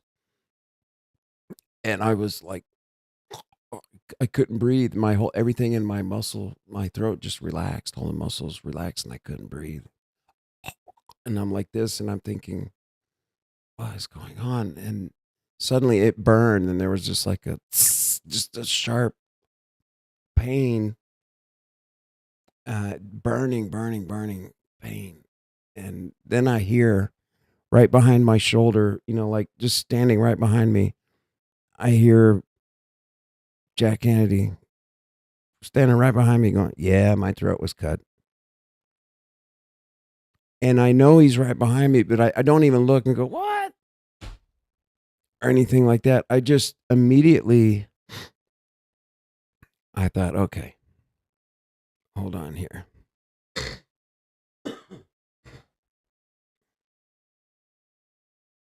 So I was looking, and I thought, when I heard that, okay, why am I hearing this? What is it with me that I'm already the one in the family who's crazy, the crazy conspiracy theorist, and I'm the one mentioning the word Illuminati and telling him about people and things that I'm hearing and about the banks, and that's more videos I can do. I actually worked my first job. I worked for Dick Cheney right after he was Defense Department. So we both started at the same bio lab in 1992, and he was one of my bosses, and all of my trip reports went to him.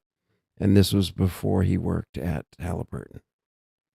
He was on the board of this lab, and the lab has since disappeared. So it's not even it's on my LinkedIn, but I had meetings with Cheney and was with him and everything, and then I learned about him later on in life, things he did.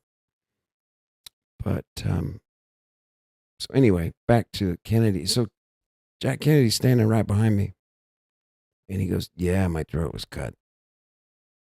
Those 5 words. Yeah, my throat was cut. And I just thought, oh, why me? What am I going to do with this information? Because I'm already, are you the crazy one in your family too? You understand? Yeah. So I'm sitting there thinking, you would think I would have gone, is that you? What? Where are you? Where are you? I can feel you. I felt it. I didn't freak out or anything. I just went, ugh, why me? Again, it's like all these things happen to me, but who's going to listen, or what am I going to do with this? And he said, the moon. Like that, with his accent and the way he talked, he goes, the moon. But when he said it, he was further away. I could tell. It was like we were in a gymnasium And he was about 30 yards away at a doorway, leaving, like on a basketball court. He was on the other side of the court, leaving out one of the side doors. And before that, he was standing right behind me. And then I just heard his voice from far away, going, "The moon." And then I thought, the moon? What kind of answer is that? The moon? So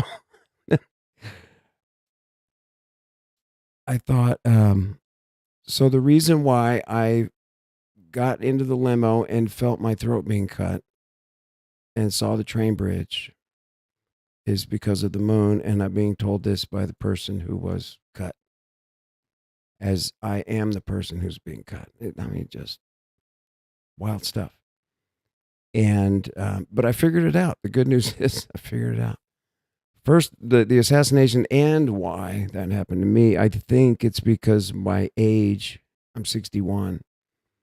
And when I was conceived was when Kennedy was off, when he was unalived. So I was born later in July the following year.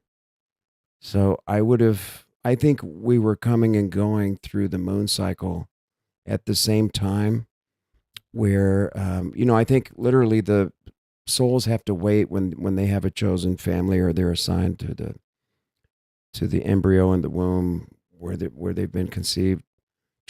You have to ride the moon over to that womb.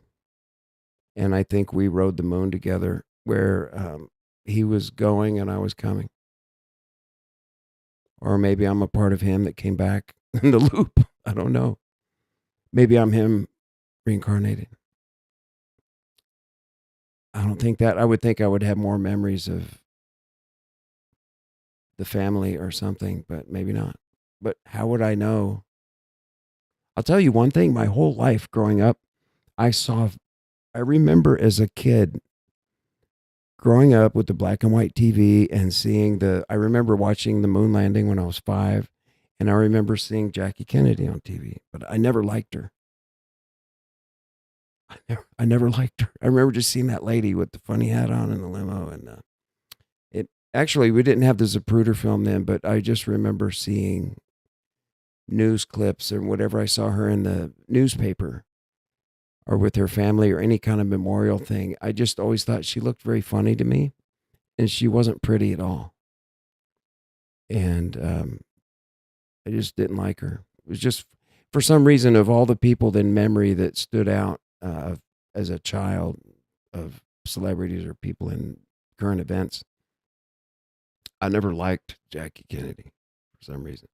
But now I know, and if you're listening, I don't know if you know, but she was the main shooter. I'm going to show you. Watch, I'm going to pull up. You can pull up any. Oh, you're going to like this one. I've looked up so many versions of the on Dealey Plaza that I'm going to show you a really good one. Watch this. What's it called? I put in 60 feet per second, 4K. That's interesting. Type in that in your. See, interesting. Not right now if it cuts you off of here. Let's see. That's interesting. I'll show you. Don't go anywhere. 60 feet per second, 4K. That's interesting. Yeah, just that.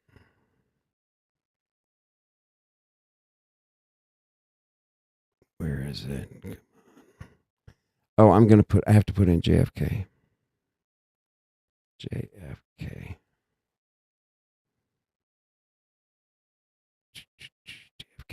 Here we go. All right, this one right here, 30 seconds. You're going to see Jackie doing it. Let's put it, let me make sure the video capture is on, right? So it's not frozen again.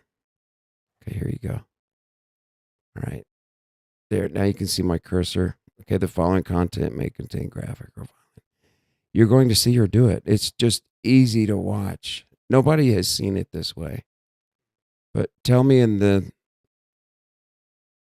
comments after I show you this if you saw it too. Okay, here, there's no sound here. But she comes down. There's two versions. You're going to see this. Let me forward it to the end so you see that. See how it's really close here at the end? There's a second pass where he's going to shut. See that? That was the knife blade. Did you see that? Boom. I'm going to rewind it and show you that spot. When they get to right there, she went to work. Did you see her? Now watch. She's sitting there, and she looks like at Connolly. She's looking for a signal. Look where her eyes are going. She's just sitting there, and suddenly she goes, okay, I'm at work. And she's like, hold on, where's the screen where you can see me? Okay, yeah. She's looking, and then she's like, okay, I'm getting to work. And she's suddenly there, and she's looking, and then her head goes like that, and that's when she's getting to work. Watch. Let me show you. Right here. She's sitting. Boom, now I'm getting to work. Did you see that? She was just frozen. She was looking, and then suddenly she decides to get busy. Now watch her elbow right here. Her elbow goes up, and then in frame 3, she's got a gun under his left ear, and it blows this part right here of his forehead. The skin is attached here to the temple over in front of his right ear, and it flips over, and it's being held like a bowl. You're looking at the inside of his frontal parietal bone. Watch. Boom. Okay, right there. Did you see that? Let me go back. It's hard to see. Some people just see, like a blood mass. They think it's an exit wound. But if you look closer, it's actually the bone inside out. Right there. Okay. This is nasty. But do you see that shiny part right there? You're looking at from her shot from this side up. It went like this. It went boom. And you're looking at a cup shape of the shiny part. This was the inside of his, this was the surface that was touching his brain, and it just opened up like on a hinge. You see that? It just opened up. And you can actually see, it's just hanging from his, oh, it's nasty. I've worked in surgery. I'm used to looking at body parts, but, boom. And then right there, it's just hanging from his right brow. That's his forehead. It's called the parietal bone. It's inside out. That's the inside of his front of his forehead, shining in the sun, hanging on his right brow. It just went like this. It just went, and you're looking at it hanging open right there. Let me check and make sure you saw that. I have to check my screen. This OBS keeps freezing. Okay, you're on. You saw it. Do you see what I'm talking about? Do you see that? Did you just say I'm not surprised? Yeah. It was Jackie. She was a Jesuit trained assassin. I think she knew about it before she met him. She was put in his path. Kind of like they're talking about with Erica Kirk right now. That there are a lot of fishy things. If you've been following the Erica Kirk stories, all the things that don't line up, following Candace Owens and all of the many YouTubers that are still following that story every day. But let's watch it again. Let me show you. We back up.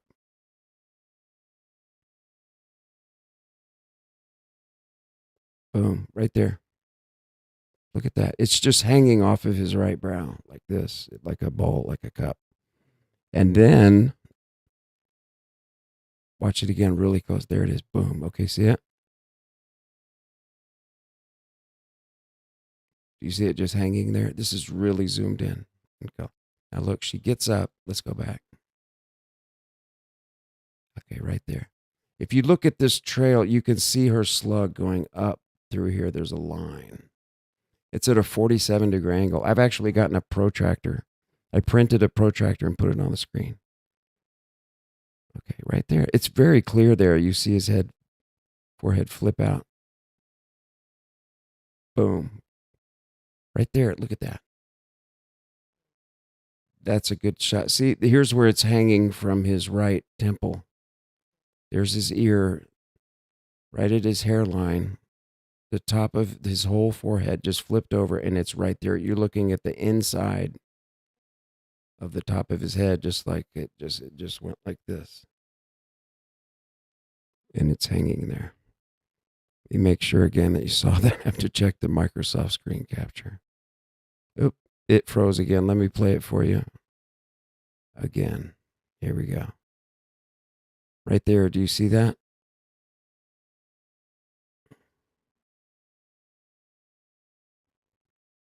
Right there. See how the sun's shining in it? That's the top of his forehead and his skull just hanging right there on his right temple.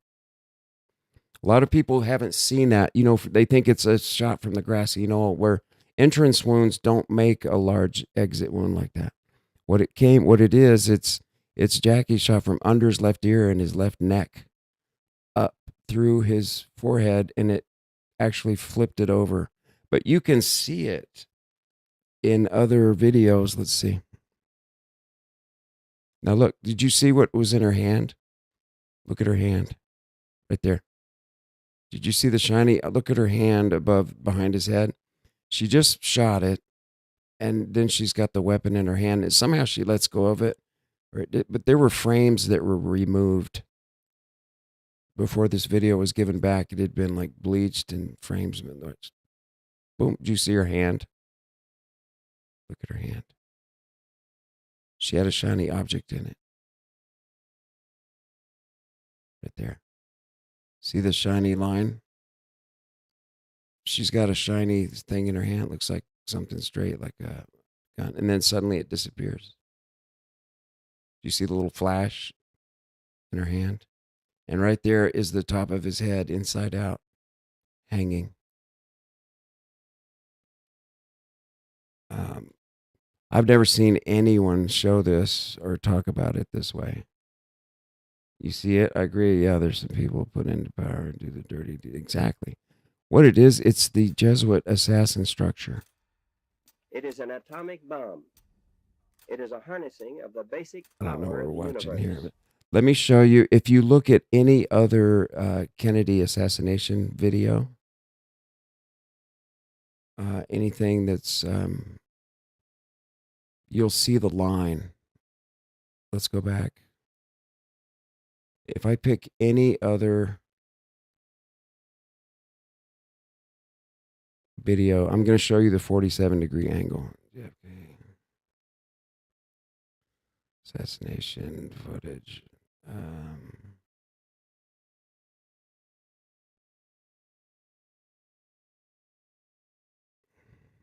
Reactions. Definitive guide, doctor. No.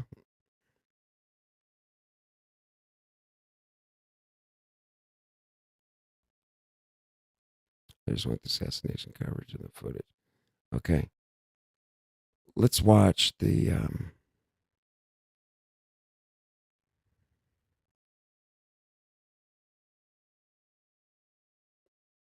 I just want to see Zapruder.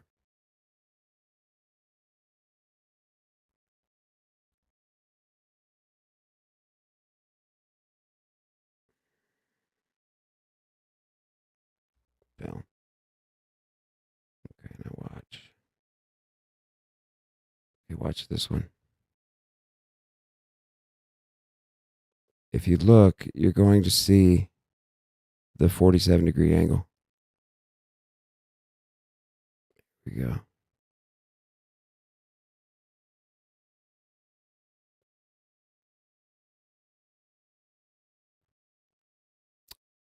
And also, she's got a knife in her hand. If you look at frame 337, see, we've got the frame counter right here.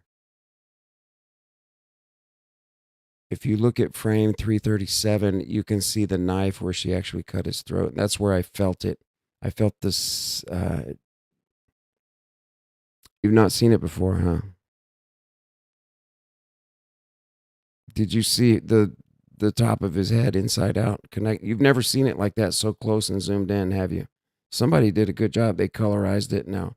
If you look at frame 337, you can see where she's got a long knife blade, and she's as she's pulling it away, suddenly you see a blade about 7 inches long. She cut his neck. She cut his throat. Like I said, he told me. he said, yeah, my throat was cut. That's the only thing he said to me. And the moon. The moon. Jack Kennedy said 2 things to me behind me. And he said, yeah, my throat was cut. And then he said, the moon. Okay, there it goes. But if you see the angle of the line, where is it? If you watch right when the trigger was pulled, boom. If you watch, like, look in this area, like right here, going up at an angle, like right there. I've even found the slugs in the air. I think it's like one of these dots. I mean, I did a lot of research into this stuff.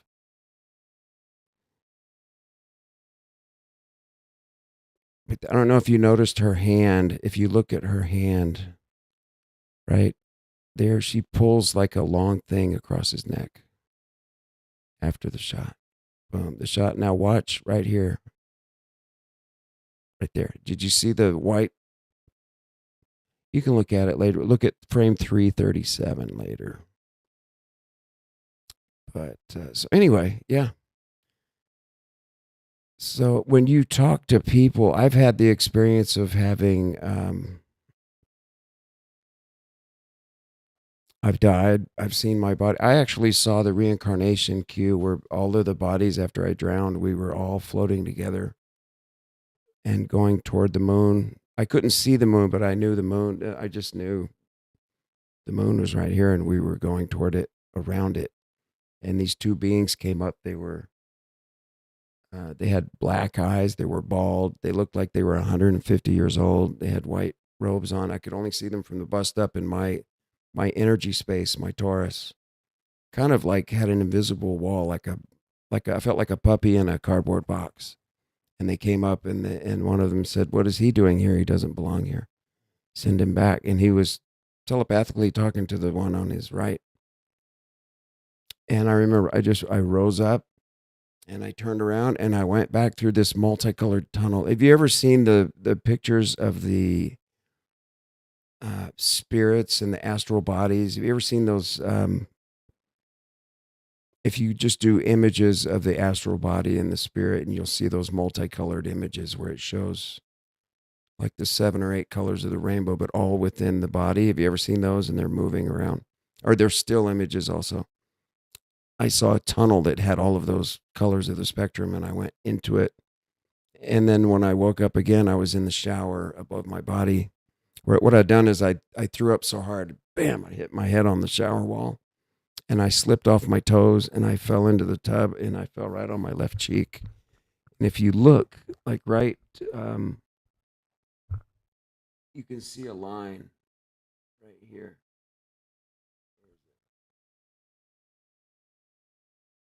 I'm going the wrong way. I'm getting turned around. There. See, there's a white line. Last frame. You can see it better now. See that white line right there? That's from where I when I fell, that it was squished and I hit my bone there and I was on it the whole time when I died, and the tub filled up and I filled up my lungs with water, and I had this big cyst that grew out of my cheek. And what is it? He said, Jackie. And the dude that suddenly grabbed Jackie climbing out of the car. Oh, yeah. You know what he did? What he did, the guy running up, what was his name? Black. I want to say Clint Black. I'm thinking Clint Black, not Clint Black. His name was Clint. That was his first name. The guy who ran up to the car, what he did is there was a piece of bone that went out of Kennedy's back of his head, and it was sliding down the trunk lid. I've seen it in high definition. I've looked at so many versions of it. I've found everything. But the back of his head had a piece of bone that left from the shot in the front. He was shot in the forehead, I think it came from Connolly or somebody in the limo, because it's like Jackie and somebody else, the dude in the middle seat, they counted and he shot over. If you look at the videos where the Governor Connolly sitting in the right jump seat in the middle, he and his wife, as soon as the shot occurs and Kennedy's hit, as soon as Jackie pulls the trigger, he goes down. And he and his wife just fold up, and she's got the flowers, and the flowers go on top of him, and they just fold up neatly on the floor of the limo instantly, like rehearsed. Yeah. Kennedy knew it was going to happen. Did he say something or have any premonitions or say anything to somebody? I'm talking about Connolly. Are you talking about Connolly? Connolly knew it was going to happen, his wife, because as soon as the shot happened, they both just, they folded up so neatly, and the flowers were on top of them. And that was like, I think he was a lefty too. I think he had like a 22. There's a small bullet hole in Kennedy's forehead. Someone else could have shot him, but if it was there was an agent on the train bridge that told people, showed a badge, said you can't come up here. If it was him so far away, how could he hit in the forehead with a pistol and be that far away? I don't think they would have planned a shot from that far away. And if it was from the grassy knoll, there were no entrance wounds. You just saw his forehead hanging over like that. And everybody says, yeah, that's the shot from the grassy knoll, but that's stupid because, yeah, Connolly knew, and the dude, Clint Hill, that's his name. Clint Hill, yeah, the one that ran up, he knew about it. I think everybody in the car following, they knew. And a lot of people say it was Greer, the driver, because he keeps looking back. And he's looking, I think Greer knew where he was going to be shot, and he was told to stop in the middle of the temple site. Dealey Plaza is a Masonic temple site. That's also a thing. Jackie wore white gloves because she was officiating as a matron over the death penalty associated with the 4th level of the York Rite. I know a lot about. I'm an initiated Mormon, and I went through 4 levels. Yeah. So Clint, he goes and he runs up and he catches that bone that's sliding off the trunk. And if you watch him, he's holding that handle with his left hand. But then when he reaches out and she hands him the piece of bone and he grabs it, and then she just turns around and sits down. Like, she ran to catch that piece of bone. No, and then he hands it to her because he caught it, pulls himself up, and then he reaches out and he hands it to her, and she just grabs it and sits back down. I think all she was doing is chasing evidence, because like suddenly when that piece of bone came out, that was going to be proof that he was shot from the front. So that wasn't her shot that caused the bone to go out the back that she was chasing.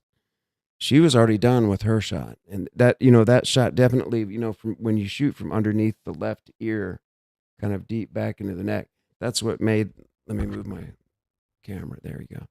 That's what made the top of his head just flip out like that. And it was shining in the sun. The inside of his head, the part that was touching his brain, was right there like a bowl or like a cup, just hanging there. And in some of the other video, when people see the Zapruder film, it's not that zoomed in like I got. If you want to see that version, you're going to have to look up. You're going to put in Zapruder film. That's interesting. 60 feet per second, 60 FPS, 4K. That's interesting. JFK, and it will come up. And it's very colorized and zoomed in so close. I haven't seen a version that close. They all knew except for Kennedy. That's right. Everybody knew. And it was everybody in the car following. You're right. And Greer knew. He was trying to stop and wait for the headshot. Once he knew the headshot was there, then boom, he was going to step on the gas and head for the hospital. I lived on Dallas. They passed that street, that Stemmons Freeway sign. I was walking all over the Dealey Plaza. I actually almost got in a fight with the guy who was telling the story and selling wares up on behind where Zapruder, right where I don't know if you've been there, there's a semicircle, and then the top of the stairway where the umbrella man was behind him. I was there, and I said, this man said that he was there that day. And he was a black man. And I don't remember seeing any black people in the Zapruder film. And I said, you were there that day? Really? I said, there weren't that many people out there over here. I said, where were you sitting? And he looked at me and he got all pissed off. was telling a story to some man, and then the man started turning to me and asking questions, and the tour guide guy got pissed off, and he started insulting me. And I said, dude, look, I'm sorry, I interrupted your business, whatever you were doing. I'll just go. And then once I turned, and he saw that I took the upper side and did the right thing, and I turned and said, I said, I'm sorry I interrupted you. You were talking to this man first, and I didn't mean to interrupt. I didn't want to argue. And when I turned to walk away, he was yelling, yeah, you're gonna, once he sees you're gonna turn and not confront him, then he gets all brave and starts yelling. And then there was a policeman there with his wife and his child, and he had shorts on, but he had his gun, and then he pulled out his gun. I didn't even look back. I walked across the street right where the X is, and I was going back to my car, and he goes, oh, so now you're gonna pull a gun on me, huh? Yeah. Am I so dangerous you're gonna pull a gun on me? And the guy's going, settle down. Don't start anything. And I think the undercover cop guy was being a little over stressed too, to show his gun or pull his gun out while he's with his wife and kid. He might have been undercover there. I've got another story. God, I've got so many. And it's, people would never believe the stories I've been through in my life. It's just one after the other. I went with another friend. I went back to Dealey Plaza one day, and we got chased by another agent that was dressed as a homeless man. And then we went back to the car, and we were standing on the corner by a crosswalk, and my friend goes, there's that dude standing right behind us. And I turn around, and there's a guy in a blue vest, and he was gone. We crossed the street, and we both turned around, and he was gone. And we got in the car, and we were leaving downtown Dallas, and we were getting back on trying to get over to Highway 75 and the exit, and we'd driven we parked, we drove around the plaza, the West End, then you have to drive 5 or 6 blocks, getting over closer to the Cross Park Expressway, and then we're at this traffic light, and my friend goes, that's the dude in the blue vest, and he's walking right in front of us through a crosswalk, and he turns and he smiles, and it's the same dude. He was just on the south side of the plaza when we were going to walk to the car, and we hadn't even been in the car yet, and he was right behind us, and when we turned around, he disappeared. And then we drove, we went, got in the car, drove around, a total of maybe 15 blocks, and when we were about to get on the freeway, there's this man walking across the crosswalk right in front of us, and he just turns and looks at us. It's the same man. That blew my mind, and I'm thinking, well, great. So they already know who I am and where I live. They've got my tag. All they have to do is read my license plate, and they know where I am, where I live. So then the whole way home, I'm looking for people in the rearview mirror, and I just don't think they get that involved. I went to Galveston. My son was hit with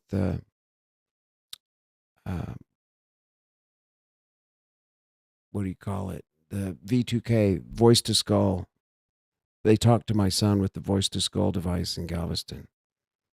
And somehow they want to know what I know, because I have a master's degree. I have a bachelor's from BYU and then a master's from this school. Isn't that wild? The man, yeah. I saw him, and as I'm looking at him, I'm thinking, he looks familiar. And as he walked by, he was just smiling. Like he was looking at us, like he recognized it. He looked at me, and he looked at my friend, Daniel, and he kept walking. And my mind was just frozen for a minute. I didn't recognize that I knew him or something, but it was the same guy. And I'm just like, it was all very fast. And Daniel goes, that's the man. He goes, that's the same guy that was behind us before we got in the car. And I was like, that is the guy. And I swear he just disappeared. So anyway, there are people around Dealey Plaza that have high levels of top secret power. And whatever they're doing, they have technology, they have power. Not only do they have a knowledge and they know what's going on. There's another story where I was there. I went to Dealey Plaza one time, and I was walking across where have you ever heard of the third victim that got shot in the cheek? Was it his right cheek? And the bullet that came out of the 5th floor window, the shooters in the book depository, they shot a bullet into Kennedy's back that paralyzed him. It was a frangible bullet that fell apart, and it had a shellfish toxin in it. And some random guy told me this on the grassy knoll. I was standing there by the wooden fence, and he was telling me about the Jack Files. What was his name? The guy named Files from Chicago that was in the Chicago mob. He said, yeah, Files shot him. He's the one that killed Kennedy. And he had a bullet with the shellfish toxin in it. So anyway, I went home and I researched about the frangible bullet with the shellfish toxin. But that's how they got Kennedy to free. That's why my throat went numb when I had my own experience in my living room. I was watching when I slid through that kaleidoscope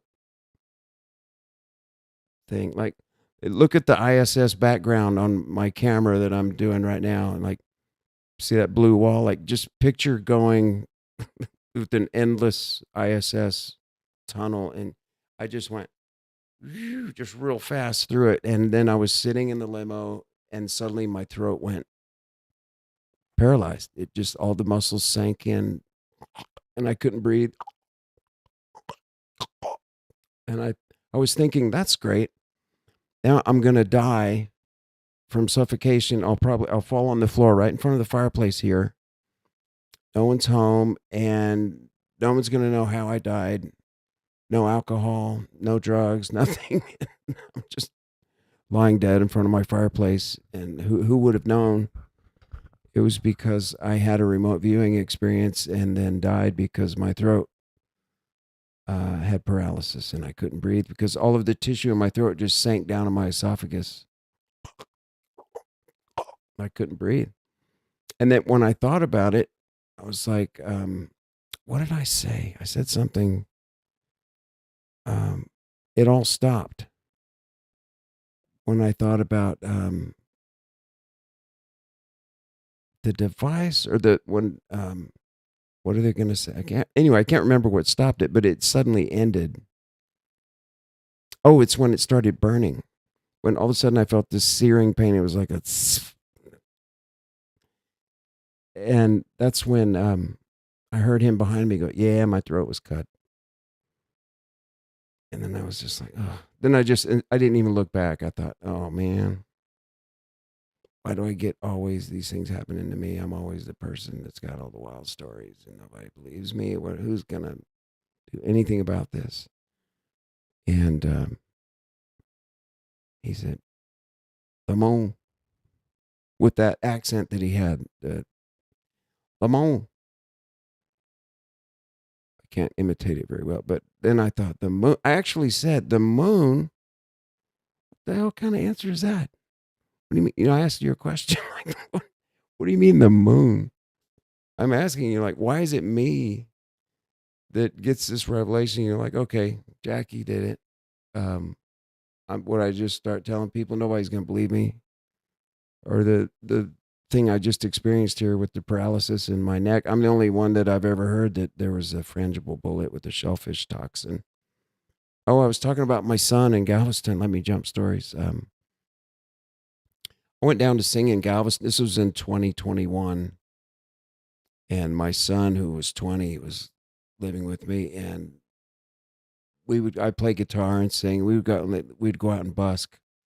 And I said, yeah, let's go out and sing in Galveston. We'll just sing on the Strand. And there's a ice cream candy shop.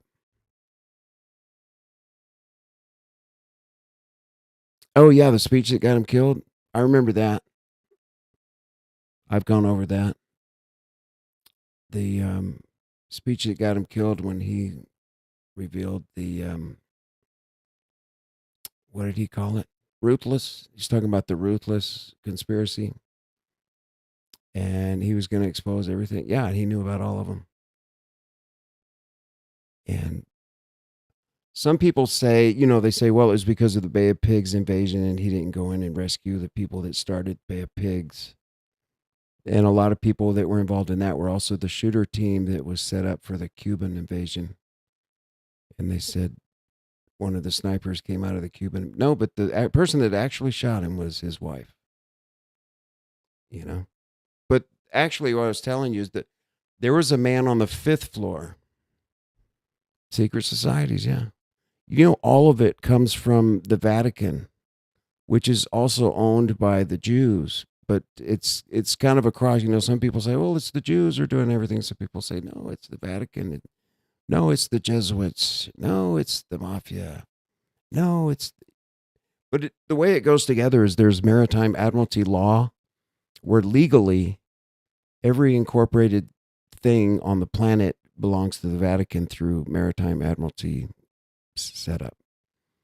So when you incorporate anything, like, you know, all these nonprofits are 501c3s, and you incorporate. I can remember, my battery's really low, so this thing is going to end. I'm going to need to wrap it up. But if you come back tomorrow night, we'll do this again, okay? Dubsy Daisy, I'm happy that you came here. I'm going to finish these stories, but I've got an endless supply of just personal experiences, like a fountain. Like, I did see the voice to skull. My son had it happen to him, and he told me something about what happens in a Mormon temple that there's no way he could have known. And he just said it. He said, I said, I wonder what these people want with me if they know who I am in Galveston. He said, they need a, what did he say? They need a token, and they need a, what was the other thing? He's not going to know anything about a token, which is part of a secret society deal. All right. You know, I get up and I take meds every night at midnight. So I have to get up, and then I remember, oh, I was going to go do the live thing. So I get over and I get to the desk and I set up. So I'm always trying to get on around 12:30 a.m. and do this night owl thing for people. So I'll see you tomorrow. I already said the prayer, right? Heavenly Father, please bless Dubsy Daisy and whatever she's doing in her life tomorrow. May she find and gain things that will contribute and help give her peace and rational understanding with the peace that comes with knowing things. Amen. And hope that helps you. I think the one that got me was when my son disappeared in Galveston, and we got there and we were just going to play in front of the candy shop by where the cruise ships take off. There was the biggest cruise ship for Disney was right there, and we were a block away singing at the candy shop, and people were coming in and out. And I remember there was a man that was sitting there behind us, and me and my son were talking, and this guy, they were wearing purple jackets. Again, it's always somebody in a vest, like at Dealey Plaza. And we could see the feds. There was a building with skull and crossbones on it. Let me ask you, do you know what skull and crossbones means, or the symbol? Are you aware of you know what MK Ultra is and some of the deeper topics like V2K? Have you heard of V2K, voice to skull? That's what my son got hit with. So my son, we're sitting there playing, and this agent just started getting really close. We were talking about tuning up the guitar and going to a different spot. And I was doing this just for fun. You know, this was for, what do you call it? The things you want to do before you die. What's that movie about? The two old guys? Your bucket list. These are just like bucket list things I'm doing. And my son wanted to go. Yes and yes. Okay, so you know about all this stuff. So we're there, and this guy keeps getting closer. And this just came out of my mouth. I didn't even think about it. And I just turned to the guy. He was only like 3 feet away from me. And I go, can I help you with something spooky? And he just goes, he was so shocked. It was more like my voice. It wasn't because anything physically I did. I just went, what did I say? Can I help you with something spooky? But I called him Spooky. I didn't even plan on calling him Spooky or even know how I said spooky or why. It just came out of my mouth. That's one of those things that, like, as you say it, have you ever been talking to somebody and said something maybe wrong or something indiscreet? And, yeah, and you don't realize it until it's like you look down, it's like you're watching the words come out of your mouth as you say them. Everything's in slow motion. And yeah, but that guy, we knew we were on the Galveston main strand, and this cruise ship was like right there in the yes and yes. So you know what Skull and Bones is, and yeah, there's a building. Skull and Bones is associated with pirates. We're on the water, but the Skull and Bones pirate building is right there where the cruise ship where people get off, and inside that building is the FEMA office and Homeland Security. Believe it or not, it's like you know how like all of the clues give what do they call it plausible deniability. So you can just say, yeah, whoops, I called him spooky. So like, this man just came out of the building with the plausible deniability with the skull and the bones on it on the back. Literally, there's a like a back. It's a red brick building. You might look if you look at the cruise ships where they leave in Galveston. It's a 3-story building, I think, and on the back of it, you could see from the candy shop. There's a skull and crossbones, and then it's a pirate design, but there are some umbrellas and some tables behind there. And I don't think it's a business, but it might be like an open area for a park or eating behind the building. But believe it or not, that's where the FEMA and Homeland Security are in there. And there's men pouring out this little side door all the time that wear these purple jackets and they're walking around. So I knew these were federal agents behind me. And I've traveled over Latin America. And like I met Chip Tatum, the guy that gave Ross Perot, neutralized him, tell him to drop out of the race working for Bush. This was when I was working for Cheney, for Bush's best friend that was the CEO of the. I was in the stuff, but I didn't know it yet. Was right in the middle of the mix. And one of my boss one time, if you've ever heard of John Todd and the Secret 13 Bloodline Families, the Collins, my boss, Stephen Collins, he told me one day, he goes, "You don't know who you're working for, do you?" And I thought, I guess I don't. That's what I told him. I said, I guess I don't. I haven't figured it out yet. But they would just talk. People, the president was a Sicilian guy named Gallo, and Zito and Collins and Cheney. Those were my bosses. So this was when I worked for the lab, and I was selling vaccines, and we had one that was for H1N1. And I remember being in a meeting, and I raised my hand. I said, "What is the one that's being talked about there?" And the pathologist, this Indian guy, Kumar, he goes, "Oh, that's a flu strain that we think is going to break out in humans within a few years, and hopefully we're going to have a vaccine for it."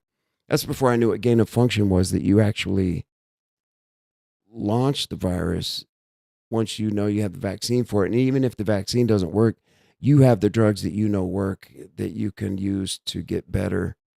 Even if the vaccine doesn't work, you know you have like hydroxychloroquine, or the one, I've got the syringe sitting right over there on a shelf. What's the other one that Rogan said he got? Escaped my mind. Anyway, I've taken that. I had a little bit of the COVID bug, and I got rid of it in a week, 48 hours. You just take that stuff, and it's an antiviral drug. So that any flu is a virus, and you take an antiviral drug, and it kills it. And a virus is a parasite, and these are antiparasitic drugs, and you can get them in the form of dewormer for horses, and it's apple flavored. Comes out of a syringe for a 1,250-pound animal. Ivermectin, yes. And thank you. So, yeah, I had that heavy feeling in my lungs, and I knew I had it because I never get sick. I haven't been sick since like 2007 or 2008. Never had an infection, nothing. I haven't been on any antibiotics. I haven't been to the doctor for anything in 18 years of going on. And the reason is I don't get shots because I worked in the company. But anyway, back to the, have you taken some? Yeah. You can go on that's cool. I had this low feeling in my lungs. I knew the congestion was low down. I could just feel it. I knew something wasn't right. I felt shortness of breath. And so I ordered some. I had a friend come by and visit, and she was talking about ivermectin, and she showed me a syringe. Yeah, it tastes like shit. You've had that? It's apple flavored, and you buy it, and it looks like a toothpaste box. Yeah. And she brought me one, actually. And I used it, and I got over it. But it works. I think you should have a lot of that on hand in case they launch a new strain. Oh, let me go back to when I worked in it, making them. So I worked for this company. It was called Immunogenetics, and that's where Novavax, the fourth company that came out with a COVID vaccine. There was first there was Pfizer, then Moderna, which means modern RNA. RNA is in the name. That's why they named it Moderna. Then there's Johnson & Johnson and Novavax. Okay, I was the senior manager of Europe for Novavax.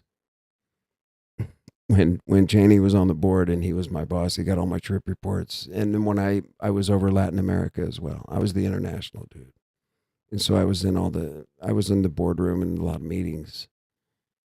But they wanted to move me to Brazil so that I could launch. They were going to make a wholly owned subsidiary.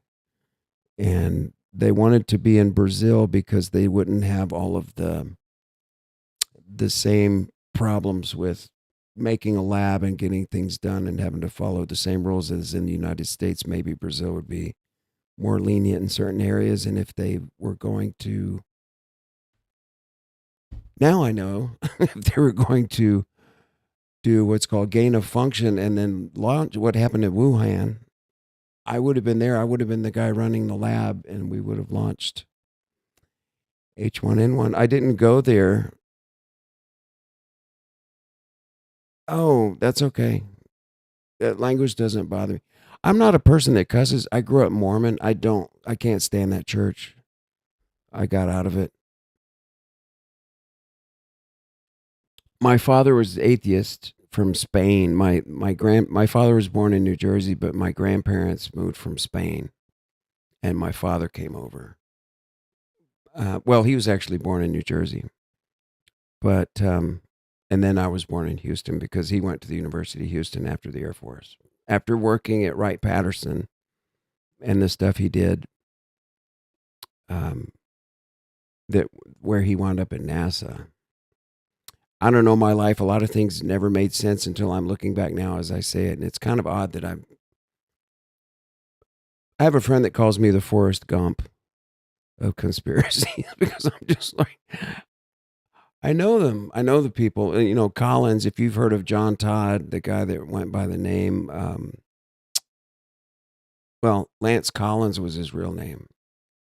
But he was the guy that was born again Christian that used to run the Illuminati from San Antonio to the West Coast. And he was putting out speeches in Christian churches in the 70s, and he disappeared. He actually got life ended by his mother, his foster mother, who was actually the producer of Bewitched. He said he grew up around the Bewitched set, and they were actually using real spells from the witchcraft books in some of the scenes. And what was I going to say? Oh, so Collins was my boss, and I remember him in his chair one day in the office, and he said that his oldest brother Lance had left, and he disappeared, and they never saw him again. I remember seeing him in his high back leather chair, leaning back and going, Lance. I have a vivid memory of that. And now I know it was Lance Collins who became John Todd. He was the one that talked about receiving money and how Rockefeller would send him money to pay the churches, like the Baptist church and all of the Protestant churches, to keep them quiet. And yeah, which I keep going. And it's like Collins, his older brother So in this company I worked for, Cheney was on the board. Cheney wanted to send me to Brazil, and my wife didn't want to go there. She was afraid she'd be eaten by monkeys, and I said, just go with me. Learn Brazil's nice. No, we just had a child, and she was freaking out, and so I had to go back and tell Collins. If you've ever heard of the bloodline family Collins, I was telling Collins, sorry, I can't go to Brazil. My wife refuses to go. She's absolutely freaking out. We just had a baby, and she doesn't want to raise the baby in Brazil. Thinks we'll never come home or be able to see her family on the West Coast again. And I remember Gallo, the Sicilian, the president, he was like, tell you what, take your wife, go to Brazil. You can go anywhere you want. Go anywhere. You can take a month. You can use your company American Express card. Go anywhere you want. All you have to do is get your wife to love Brazil so that you want to move there. That's your mission. And okay? And he's patting me on the back. And I'm like, okay, all right. And I remember walking back to my office. We had 2 separate buildings. I'm walking across through the parking lot to the other building, and I'm thinking, wow, I've been just granted the golden key by my boss to take my wife to Brazil anywhere I want to go and spend any amount of money with no limit, as long as I get her to like Brazil. I mean, it was that important. And I went and I told my wife about that, and she's still, nope. She didn't do it. She shot it all down. So after that, I stayed there with that company another year, but I left because I was the guy, as they look at me. I'm surprised they didn't just get rid of me after that. I couldn't do what they wanted. I kept managing South America from that office, all of international. They wanted me to actually live in South America. And I wanted to live in South America. I wanted a expat experience. But can you imagine if they would have launched a H1N1 vaccine and something that would have happened like Wuhan, it would have turned into kind of a pandemic scenario. I don't know what would happen, but I was working with Collins on a secret gain-of-function pandemic. So what was the story I was telling? I got to they start to overlap. I try to recount, like, okay, how many paranormal experiences have I had? Okay, how many Illuminati experiences have I had? How many, and they all start to jumble together. Oh, I was talking about the V2K, voice to skull. In Galveston, my son got hit with it because we'd got there and we were going to start singing in front of the candy shop. And I went in to use the bathroom and I come out. At some point, my son disappeared and he was 20. So it wasn't like he was a kid, but I'm like, where'd he go? And about 7 or 8 minutes later, he comes back from behind where the Skull and Bones building is. No, it was later. It was like 15 minutes, almost 20. And he comes back, or no, it was more like half an hour and he was gone. I keep trying to shrink the time, but then my mind's telling me, no, it was half an hour at least. And he shows up and I go, where have you been? I'm like, you ready to sing? Yeah, okay. And he just shrugs his shoulders like, I don't know, he's just looking around, just kind of moseying around or whatever. So, yeah, my son. So we start, it was about the voice to skull, how I knew he was hit. So, yeah, so we get there. He takes off. He comes back after half an hour. I don't know where he's been. And he puts on the guitar and we're talking. And I'm like, where have you been? And he just shrugs. He's just, I don't know, just looking around. I think he just went out and was looking at the Carnival, the Disney ship. There's this huge cruise ship right there. And we're on the Strand in Galveston. And he's looking at me like, I don't know, were you looking for me? And he said they want a token. And we that night, and after Spooky was looking trying to listen in on us. And I said, "Can I help you, Spooky?" Like that. And the guy hit the wall and kind of rolled off the wall and went walking. He didn't say a word to me, but I scared him. And he literally like lunged back like a foot and a half, and his shoulders hit square on the wall next to the candy shop. And not hard, but he just kind of hit the candy shop wall and rolled off and started walking towards the Skull and Bones building. And he went back and he probably told that guy, his boss, man, he knew I worked for the, he called me a spook. He called me Spooky. And I remember my son just going like this, like, Dad just called that man a Spooky, and he ran off. And I knew, actually, it was Collins that told me what spook meant when I started working for the vaccine lab. He said that when he started working in sales, he worked with a lot of spooks. And I said, "What are spooks?" And he said, "Oh, spooks are usually like CIA agents and people that work for the government that work around you, and they'll call themselves spooks." And I was like, "Oh, okay." So, stuff you learn in shop, you know. So that's why this just came off my tongue real fast. Like, "Can I help you with something spooky?" And I've never called anyone spooky before, and it was kind of funny. So by calling him Spooky, he knew I was calling him a spook. He knew. But it was something my son said. If you're I was an initiated Mormon, LDS, in the temple before I went on my mission when I was 19.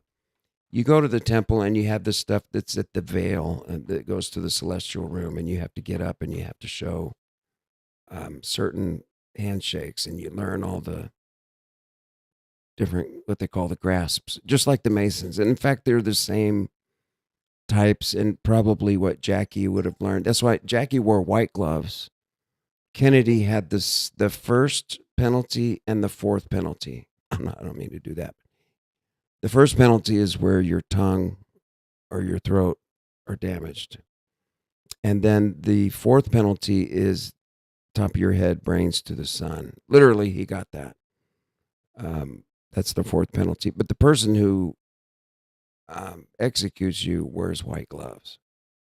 And Jackie wore white gloves. She was on the temple circle, which is Dealey Plaza, which is a consecrated site for something like that. And she wore white gloves. She was,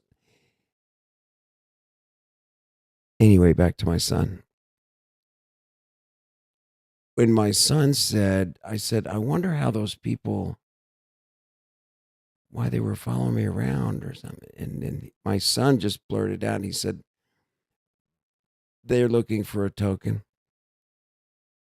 And we were at home in the apartment, and this was like 5:30 in the evening, and we were about to just make dinner, or we're just, the sun was still out, and we're in the condo, in my mom's condo, and she's in the nursing home, and it's just me and my son there, and we're just talking about the day down in Galveston on the Strand. We're in Clear Lake City near NASA. And I was talking about them, and I said, "Man, and all those people around, they're all feds. Have you recognized that? They drive by in those cars that say Homeland Security, and they're walking up and down across the street and behind us while we're singing." And that man that was just right behind me, I mean, I could have just stuck out my arm and hit him in the face or slapped him. And he was listening to us, and we were talking about tuning up our guitar, and I was telling my son, like, "Hey, you got to have your guitar ready. Are you ready to go?" I mean, like, if somebody says, "Hey, play a song," you've got a flat G string. And he's like, "Oh." So we're having a little father-son moment. And then, so I got irritated, and I turned around, I go, "Hey, can I help you, Spooky?" or something. I showed you, but then my son said, "Token."